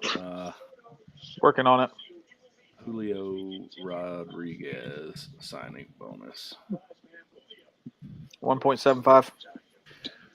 All right, But that's a little more than old Petey was. But that was at 16 years old as an international free agent in 2017. Yeah, so that was 5 years ago. He's probably spent that. I don't know him. Maybe not. But I mean, again, he could use it. I don't think Petey was a late draft pick, right? He didn't get anything like that, right? I don't think so. Oh shoot! But I'm working on it. I forgot to switch that to old Petey's name. It'll be okay. He lost. Pete Alonso signed for $909,200. That's more than I thought he did. So he's won 2 home run derbies, and he surpassed his whole signing bonus when he signed as a rookie. Yeah, but he's on a 1-year, $7.4 million contract right now. Yeah. I guess he won his arbitration case. Is that correct, Ryan? Or it didn't go there, maybe.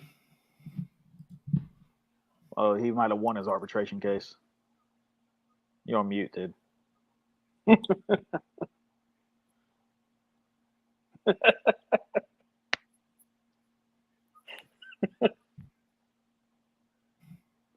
But yeah, I think he won his arbitration case because he's ARB2 next year and ARB3 in 24. They avoided it. They avoided it and just gave it Sorry. to him. They agreed. Yeah, 1 year, 7.4. They agreed to it. He would have been able to pack her.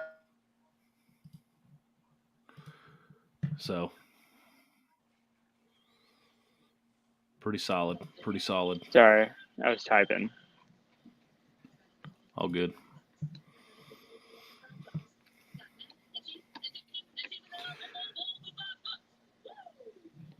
All right, so we got what did PD finish there? 21? 23.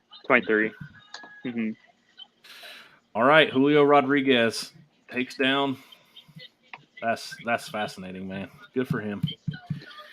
So now we got Soto and Pujols. I got to say, I did not expect to see this one coming. Did not expect to see this one. It's hard to imagine Pujols going any farther. Yeah, but I mean, you never know, man. Yeah.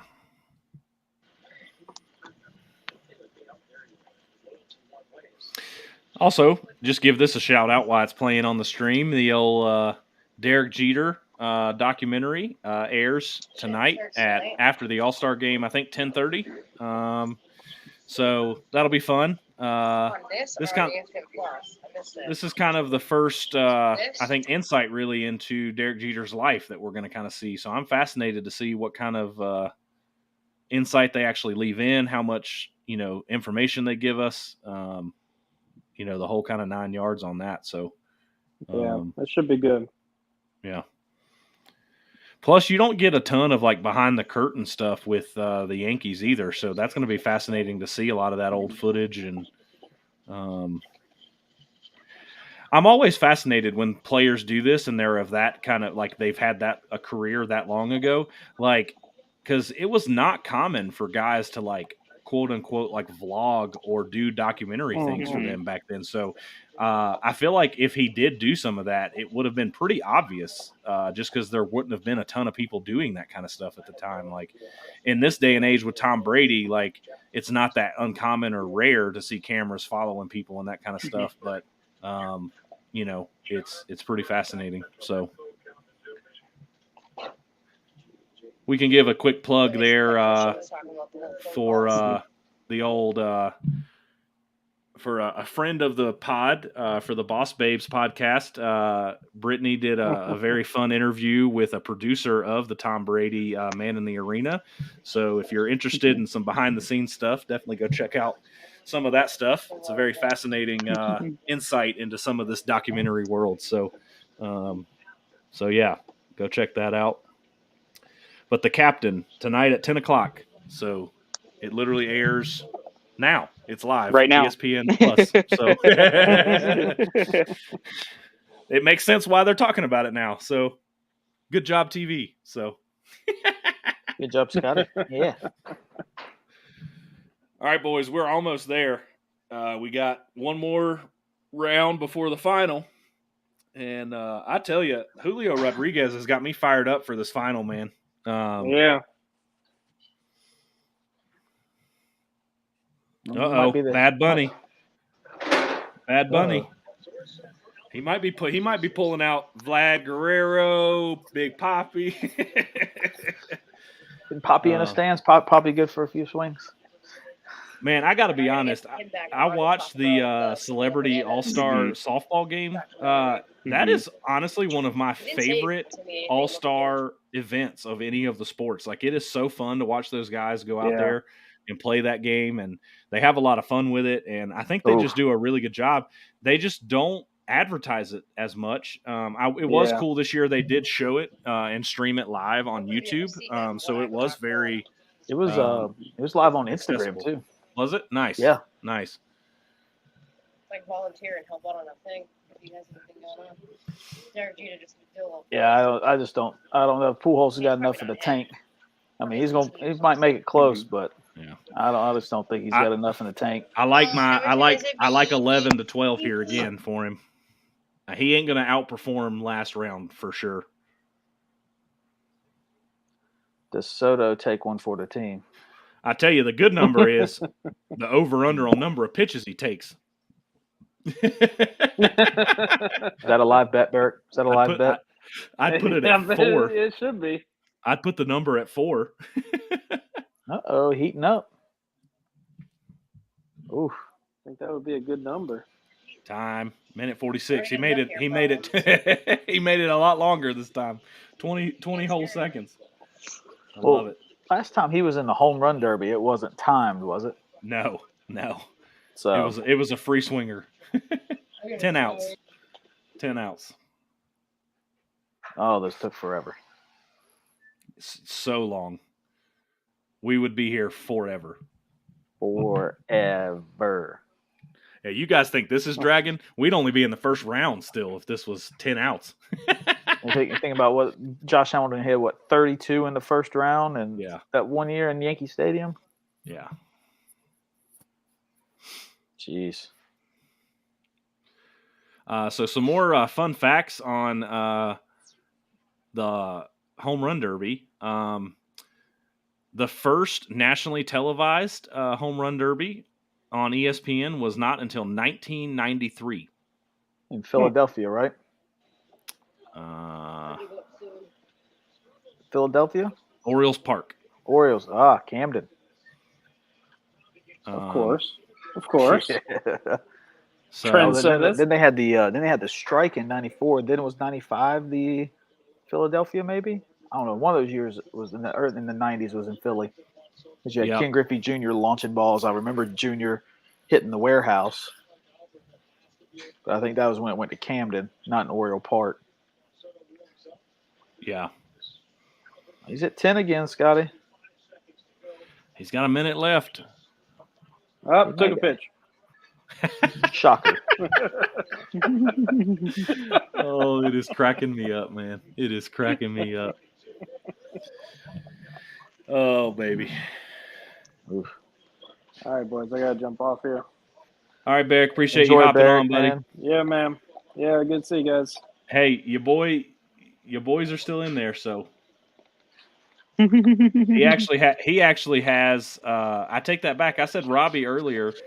Barrick actually still has the full final available as well. He's got Soto and Rodriguez. So that's it's looking possible right now. possible. Pujols running out of gas, boys. Running out of gas. He's not expecting that. He was not expecting that. Nope. Pujols going to need the next 3 days off. Yeah. Correct. Thank God they've got the NLDH now, and he doesn't have to play the field because yeah, 12. He wouldn't be playing. No. He's literally going to say something to Juan Soto and be like, "You better finish this." Now he's going to his lighter bat. He's going to the lighter bat for the last 30 seconds. He's probably like asking Manny Machado to take these 30-second swings for him. He's done. He just said on the broadcast, I could hear him. He said, "These forearms, man, he's hurting." I got to say, while this is very fun and fascinating, I hope he doesn't hurt himself because I would like to see him get to some of these records we talked about preseason. I don't think he's going to get the home run record to 700. He's just got too many to go. He got the massage gun out.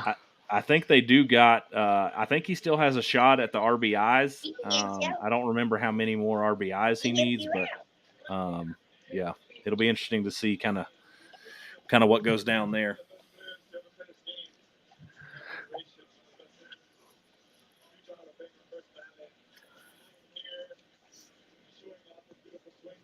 All right, guys, I got to head out. Early morning tomorrow. Yeah, good luck this week, dude. Yeah. Yeah, man. Thank you. See you, Ryan. Appreciate you. See you guys. Oh man, they're missing out. I tell you, it's gonna be a wild finish, man. Oof. I guess it's good though. We're on the same stream, so yeah, no more spoilers. Yeah, we can't spoil anything. No. Can't take any hints. That just means we're going to be about a minute behind the rest of the world that's out there watching this thing. We got a delay. It's okay. We need a delay. Oh man, 15. I gotta say, it's honestly been a long time since I've watched the home run derby like kind of all the way through, and I've really enjoyed it. It's been I think they're doing a really good job this year. I wish they would pull some of those camera angles that they were showing in the first round back. Really, they showed it for Ronald Acuna Jr. and haven't really showed it for anyone else. So I don't know what the deal is. Kind of really. Are they streaming it on ESPN2 as well? Because if they are, that might be one of your angles on ESPN2. And I mean, I haven't looked, so yeah, I can tell you in a second. I'm just chilling on ESPN here. Oh, I think I'm going to be able to tell you.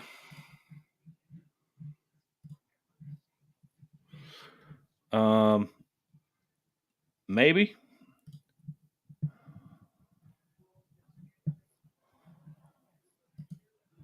Well, don't lose your stream or anything. Oh, the guide is behind, so update here.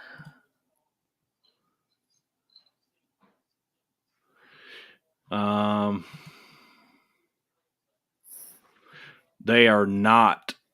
Actually, I have no clue. This guide is all messed up, so I'm not going to mess with that. Soto makes sure his L screen is back further. He did do that in the first round, and Acuna did the same thing. All right, so Soto only needed 16. Right? He needed 18 in the first round. He needs 16 in this round. So,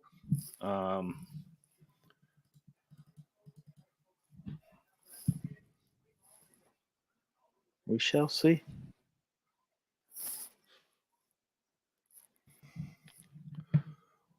This will be entertaining, man. Yeah.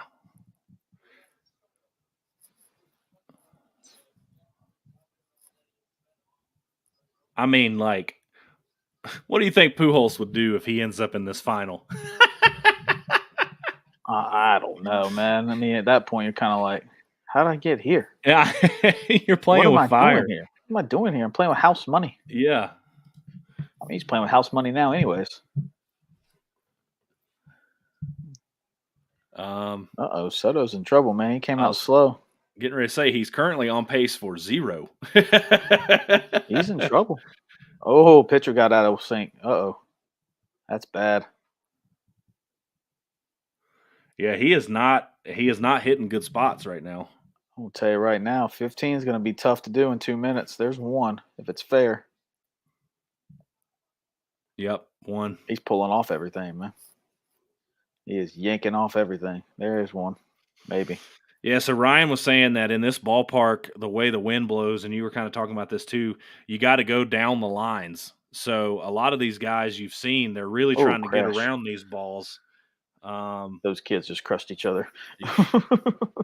I tell you, that's a dangerous job out there. Absolutely. Because these guys are not taking baby hacks. I mean, they are roping balls 110 You got 100-mile-an-hour baseballs steaming at you. And they're not paying attention?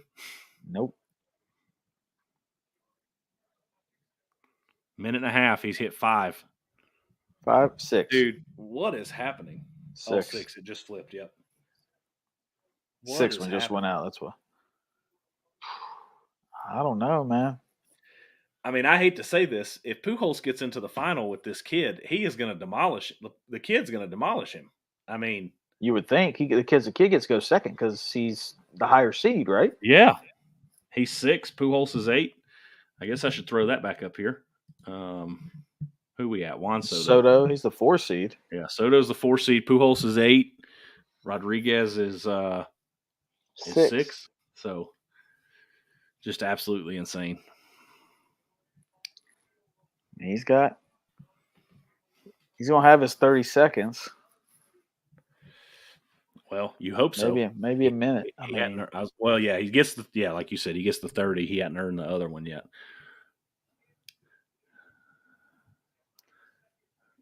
Oh, Lord, it ain't going to help. You throw a ball right out the gate. Your catcher didn't even move.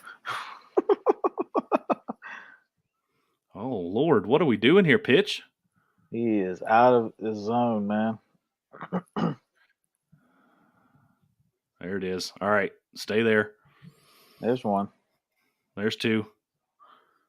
Oh, you're ahead of me now. Oh, Lord. 103, 102.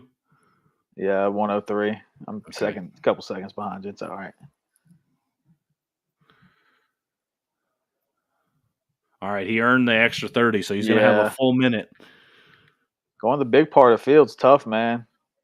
You got to wait. Yeah. He's pulling off, man. He's got a lot of trouble. He is roping line drives. Unfortunately, line drives in this game don't matter.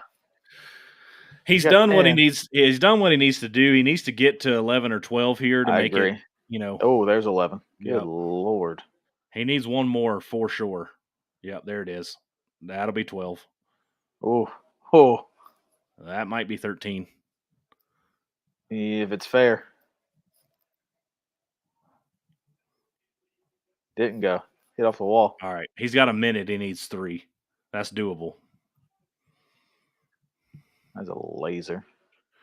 All right. Yep. Take you a break. All right. That pitcher, he can't come out and throw 3 balls again, though. I mean, he needs some help. He needs some help. Lock in, man. He's got to lock in quick. You know what Albert's thinking right now? For the love of God, either hit 1 or 3. Don't you dare hit 2, because I can't go another minute and then have to hit again. Don't you dare hit 2. You better hit 3 or 1. Yep. No other choices here. 2, not an option. You hit 2, you better hit the third one. I got to say, at this point, I am pulling for. I think I'm pulling for Julio. Yeah, that's probably the crowd favorite at this point, right? Yeah.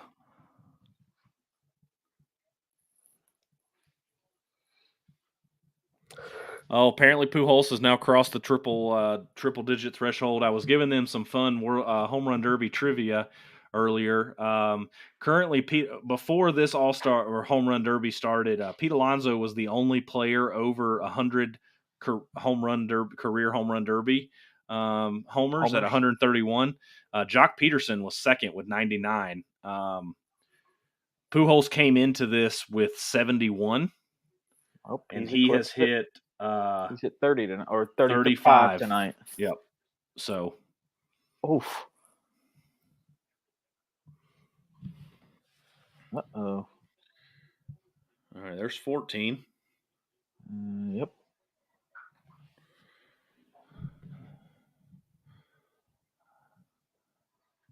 Oof. One left to win it. That isn't gonna do it. 30 seconds. Oh, he get it. He did it. Yep, that's it. That one definitely does it. Soto advances. So Barrick picked it correctly? Barrick has the full final correct. Who'd he take? Soto? Soto to win it. Mm. So Juan Soto hits 16. He gets it done. Took him 3 hours not 3 hours, 3 minutes, 50 some seconds. I think he had about 15 seconds left. Yeah. So, all right. Finals are set, ladies and gentlemen. Round 3. 6 seed Julio Rodriguez against the 4 seed Juan Soto. Well, at least Juan doesn't have to turn around and hit again. So you get a little change here. He is going to get the rest, but in a long rest, I can tell you that. It's not going to be as long as Mr. Julio had.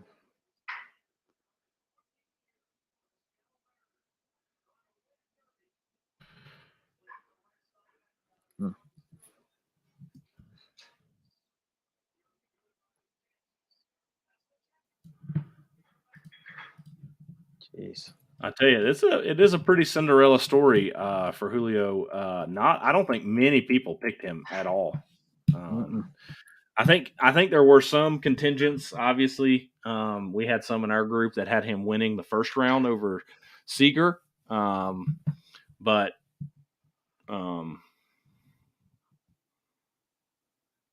yeah. Honestly, I put some stock into Seager, and we talked about this during his round. He was just comfortable in Dodger Stadium. I just thought that was going to play well for him. Correct. That was my thinking too. He hit 24. I mean, he didn't like he was a slouch or anything. He hit the second most in the first round, which is again interesting because in the old school days he would have advanced. Right.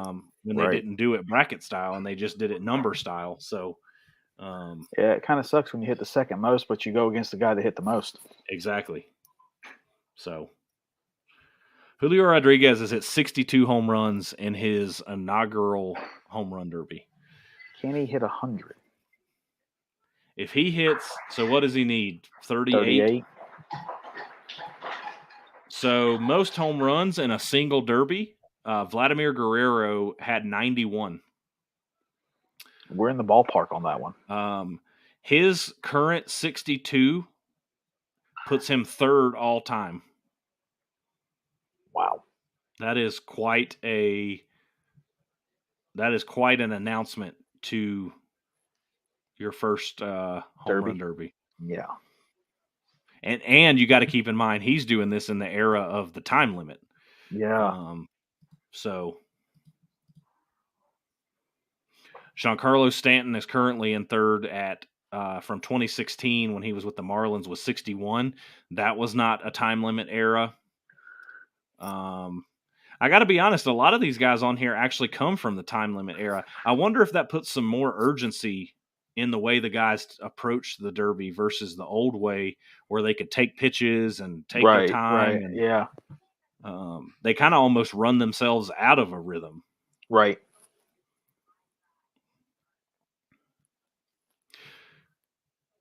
Yeah, his 62, so it only shows the top 10. If he hits, let's just say he hits 10 more at a minimum, he gets to 72, that would put him 8th all time in home run derby home runs. Wow. So that's impressive. I have a funny feeling he's going to hit 30 more. Yeah, I could very well see it happening. Also, of note for history, if he wins, Julio Rodriguez wins, it'll be the 4th time a Seattle Mariner has won which will tie the New York Yankees for most all-time by a team. If Juan Soto can win, it'll be the second time a National has won, putting them in a tie for 8th with 3 other teams. The other National was Bryce Harper, right? Yep, 2018. And the Mariners was it all Ken Griffey Jr.? Let's look at these years. It was 94, 98, 99. There you go. So 94, yeah. And that was the other trivia that we played earlier. Pete Alonso was going after the accolade to be only the second player to achieve a third home run derby title. Right. He was vying to be the first one to do 3 in a row. The only other player to go 2 in a row was Yoenis Cespedes of the Oakland Athletics in 2013 and 14. And then Ken Griffey went back-to-back for his second and third in 98, 99. Right. So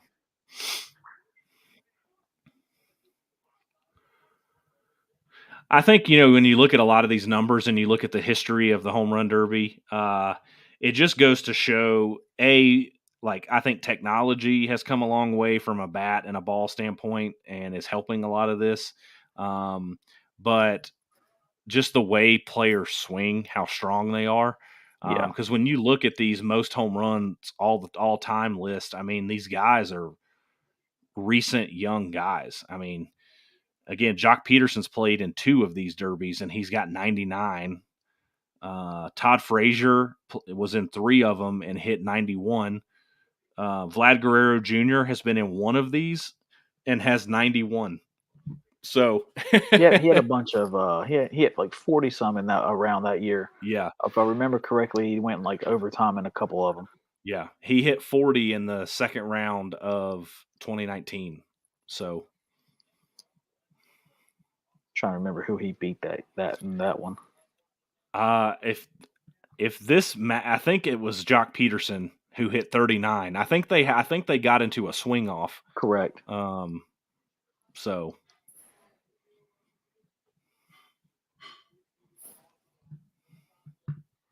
All right, here we go. All right. Anthony Ramos on the mound again. I'm gonna have to get Courtney's opinion on Franmil Pena. What she thinks, if she thinks this looks like Alexander Hamilton. He doesn't from the face. It's more the back. When you get on the back here, see if he looks like Alexander Hamilton from the back. Not this guy, the pitcher. Yep, she agreed. All right, rookie. Mr. Rookie. Oh, it's only 2 minutes for the final 2, right? Ain't no way he's hitting 30. I didn't know that. Huh. Yeah, no way he's hitting 30. Holy cow, he crushed that thing. Wow. Dude, this guy is in another stratosphere right now. If he hits 30 in 2 minutes, just go ahead and give it to him now. Oh.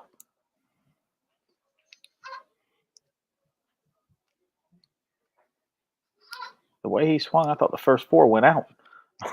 Yeah. Dude, I was kind of giving this BP pitcher crap. He was the very first. This duo was the very first guys to go out, and he is just laying them in there.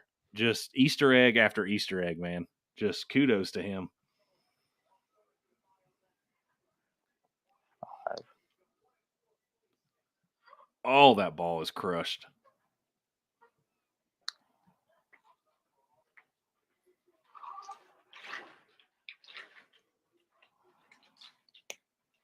Oof.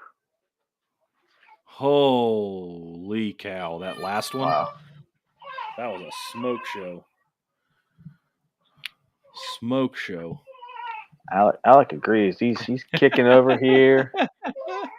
He is going crazy as well. Must have had a bad dream over there. Hopefully he wasn't pitching in the home run derby, and that was a bad dream he had over there.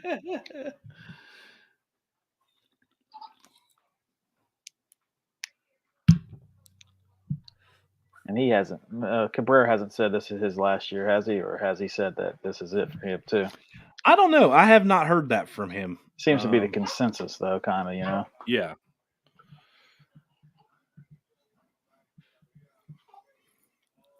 Man, this is good stuff. I will say, I think instead of having Pujols like in it as an actual competitor, the two legends that they pick, unless they pick a pitcher, I guess you couldn't do that. But like, I would have loved to see him and Miggy go after like a Legends home run crown or something. You know what I'm saying? Like, yeah, one own, round, like one separate, round, yeah, one round of like 2 minutes or 1 minute. Yeah, 1 minute would have been fine.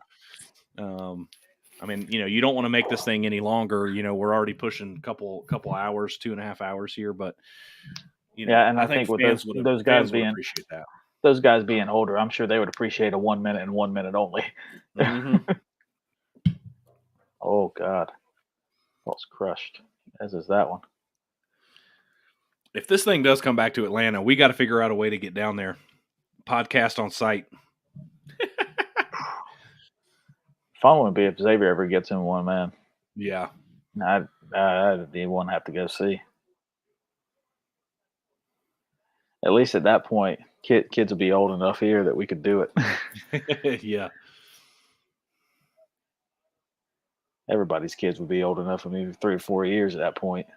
Yeah. Unless others start popping out kids in the next year or two and they're under 3. We'll figure something out, let me tell you.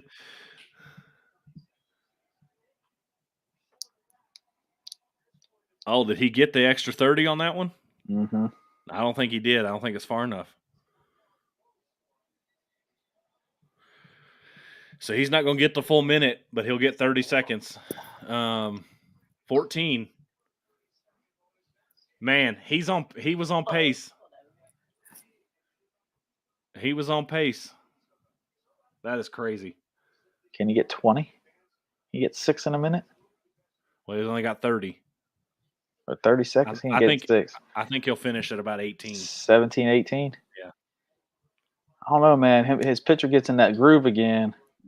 Yeah, that's the other. Shell out 4 or 5 in a row. I was gonna say his pitcher. He has so much of an advantage. He'll get 10 swings off in this 30 seconds almost.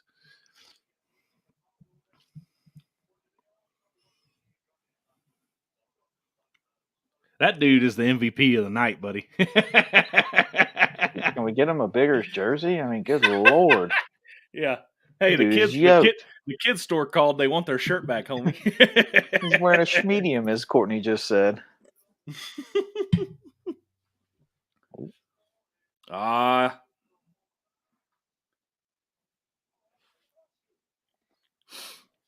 There's one. 16. Mm-hmm. 17. He might be under that one. Nope, under that one. That one will. Come on, throw it.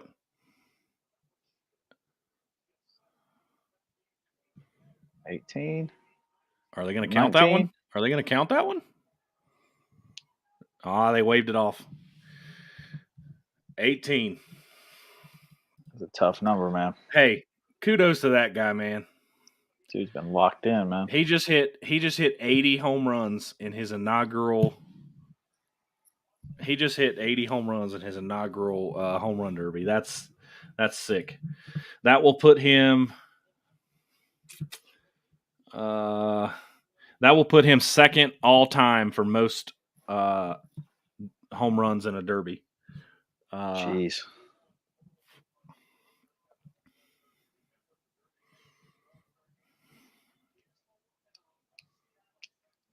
Well, regardless whether he wins, I think he needs to be in Seattle next year.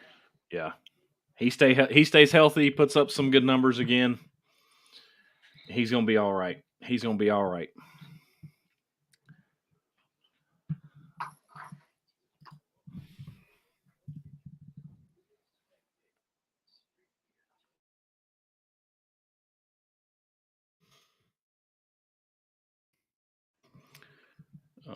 Let's see here.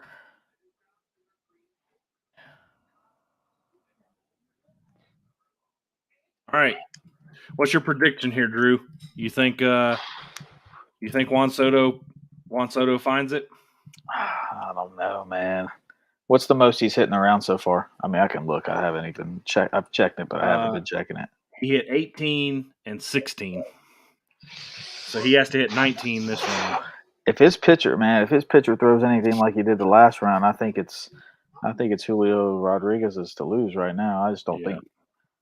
I mean, now if his pitcher gets locked in, I think Soto can win it. But agree, his pitcher hadn't been locked in. I mean, 18 in 3 minutes, and now you got to get 18 and you lose a minute. Yeah, that's a little tough. It's going to be tough. That's going to be tough. All right, Mr. Juan Soto coming up. Guess I'm still behind. Oh no, I just meant just in Bell conversation. He's coming up, yeah.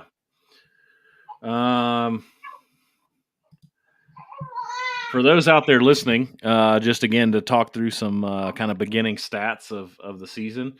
Your current home run leader in the MLB is Aaron Judge with 33 bombs. Dude, he's on pace, man. Kyle Schwarber at 29, also crazy. Sneaky, and also just ridiculous that he was a late addition to the All-Star game. Austin Riley is sitting third in home runs in the MLB with 27. So quiet 27. Just absolutely raking baseballs. If you would have told me at the beginning of this season that Austin Riley would have 27 bombs and 27 bombs and 61 RBIs by the All-Star break, I would have called you crazy. I mean, he had just not shown that kind of production up until this point. He's got 103 hits on the season. I mean, just crazy. 103 hits puts him tied for 10th in the major leagues with hits before the All-Star break. Freddie Freeman, if you remember that name, leads the majors with 114 hits before the All-Star break. Pete Alonso is just an absolute monster with runners on base. He has driven in 78 runners this year. Jose Ramirez, having a sneaky good season as well, has driven in 75. So his stat line is absolutely insane to me. Jose Ramirez has 95 hits. He scored 53 runs. He has 40 walks to 37 strikeouts. He's good, man. That is bananas. Let's see. Yordan Alvarez leads the league in OPS up to the All-Star break with a solid 158, 1058. So just incredible stats being put up to start the season by some guys. So I don't know if Soto can do it, man. Soto off slow start. He's going to have to figure it out. 0 for 3. He is 100% going to need the extra minute. Yes. There's the first one. I mean, yeah. That pitcher is throwing some two-seam runners that are just running away from him, and he ain't getting it. He still ain't got one, man. He still doesn't have one. Now he's got one. Is that fair? Yep. 2.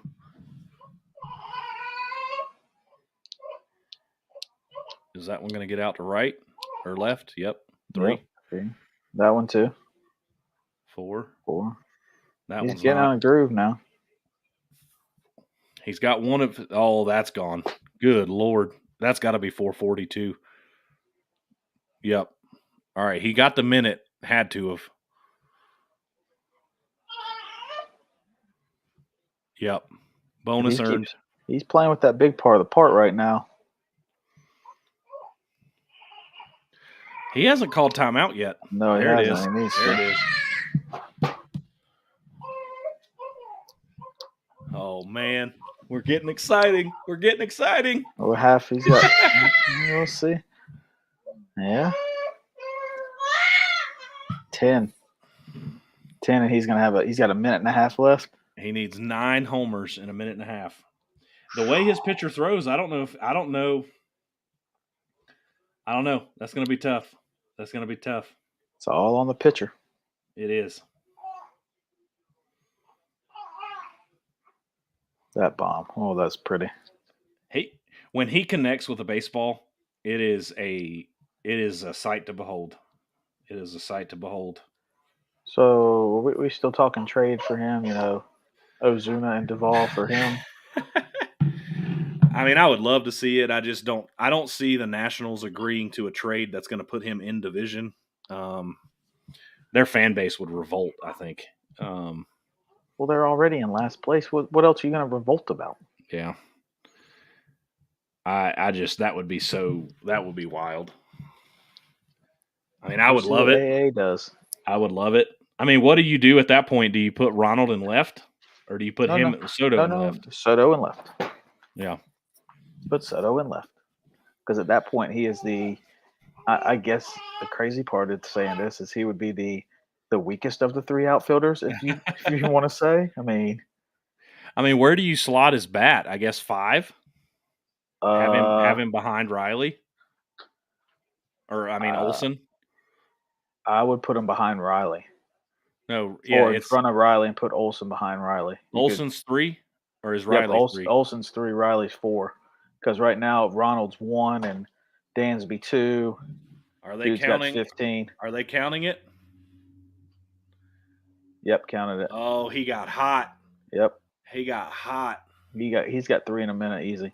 But no, you could slot him in a 3 hole and put Austin behind him and Olsen in the 5 slot. Good luck to everybody at that point. Golly. Acuna, Swanson, Soto, Riley, Olsen, Darno, or Contreras, Albies when he's healthy. Darno, Contreras, Cano, or Arcia, and Michael Harris. Yeah, have fun. Wish everybody the best of luck and hope the pitching just does what it does.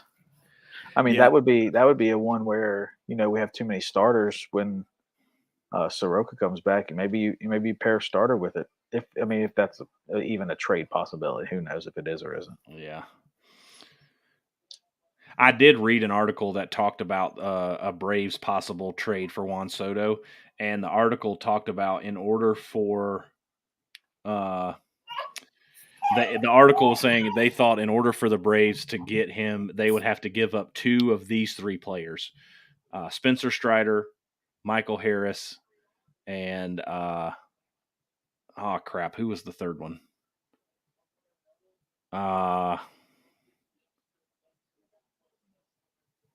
Contreras. You would have to give up 2 of the 3 of those. You're not going to give up Harris. Like, nope. That's a no-go. You're not giving up Strider. And I'm just, so again, it's like, I'm not giving up Strider and Contreras in that argument either. So if that's truly what it takes, then I don't want him. Right. All right. I think we're seeing it. I think we're seeing it. That might do it. Oh, he's under it. He needs 1.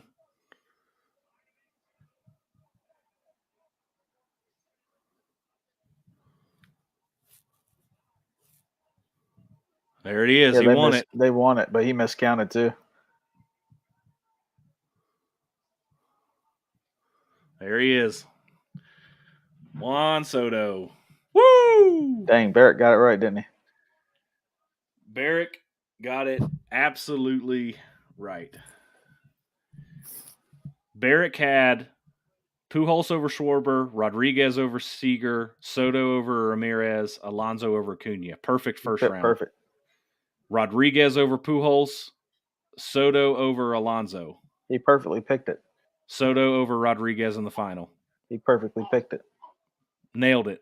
I hope he put some money on that. Well, MLB had $100,000 for a perfect bracket. I hope he put it in there. I hope he put it in there. This podcast got real lucrative if he did. Oof. So let me text him. I got to text him. That's a perfect bracket. King Griffey Jr. Give him that Did you trophy. put up. money on your Perfect bracket? It went perfect.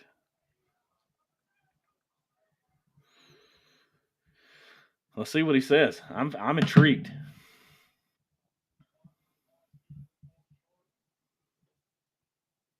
Man, that is crazy. Good for him. It's wild. Absolutely wild. I think we had it backwards because Rodriguez. Yeah, who did Rodriguez beat in the second round? Was it Pujols or was it Alonso? Pujols. No, it was Alonso. Soto beat Pujols. Yes. So I just wrote it down wrong. Yeah, he still had it. Yeah, he still had it. I just wrote it down wrong. It was Rodriguez over Alonso. Soto over Pujols. And he then still had Soto it perfectly. over Rodriguez. Still had it perfect. He is going to throw up if he didn't put. Should put a stack bet on it just for fun. For funsies. Man. That is crazy. Kudos to him. Big shout out.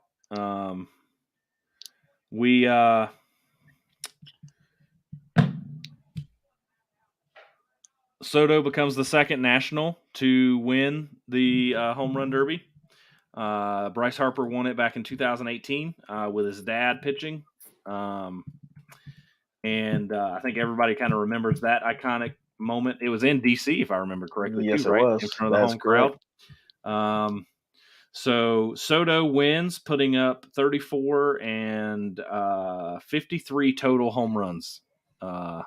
He went second in every round, so he had the benefit of the doubt of knowing. So that also plays a lot into those statistics that we were talking about, because like Rodriguez is out there trying to put up the most he can because he had to go the full time every single time.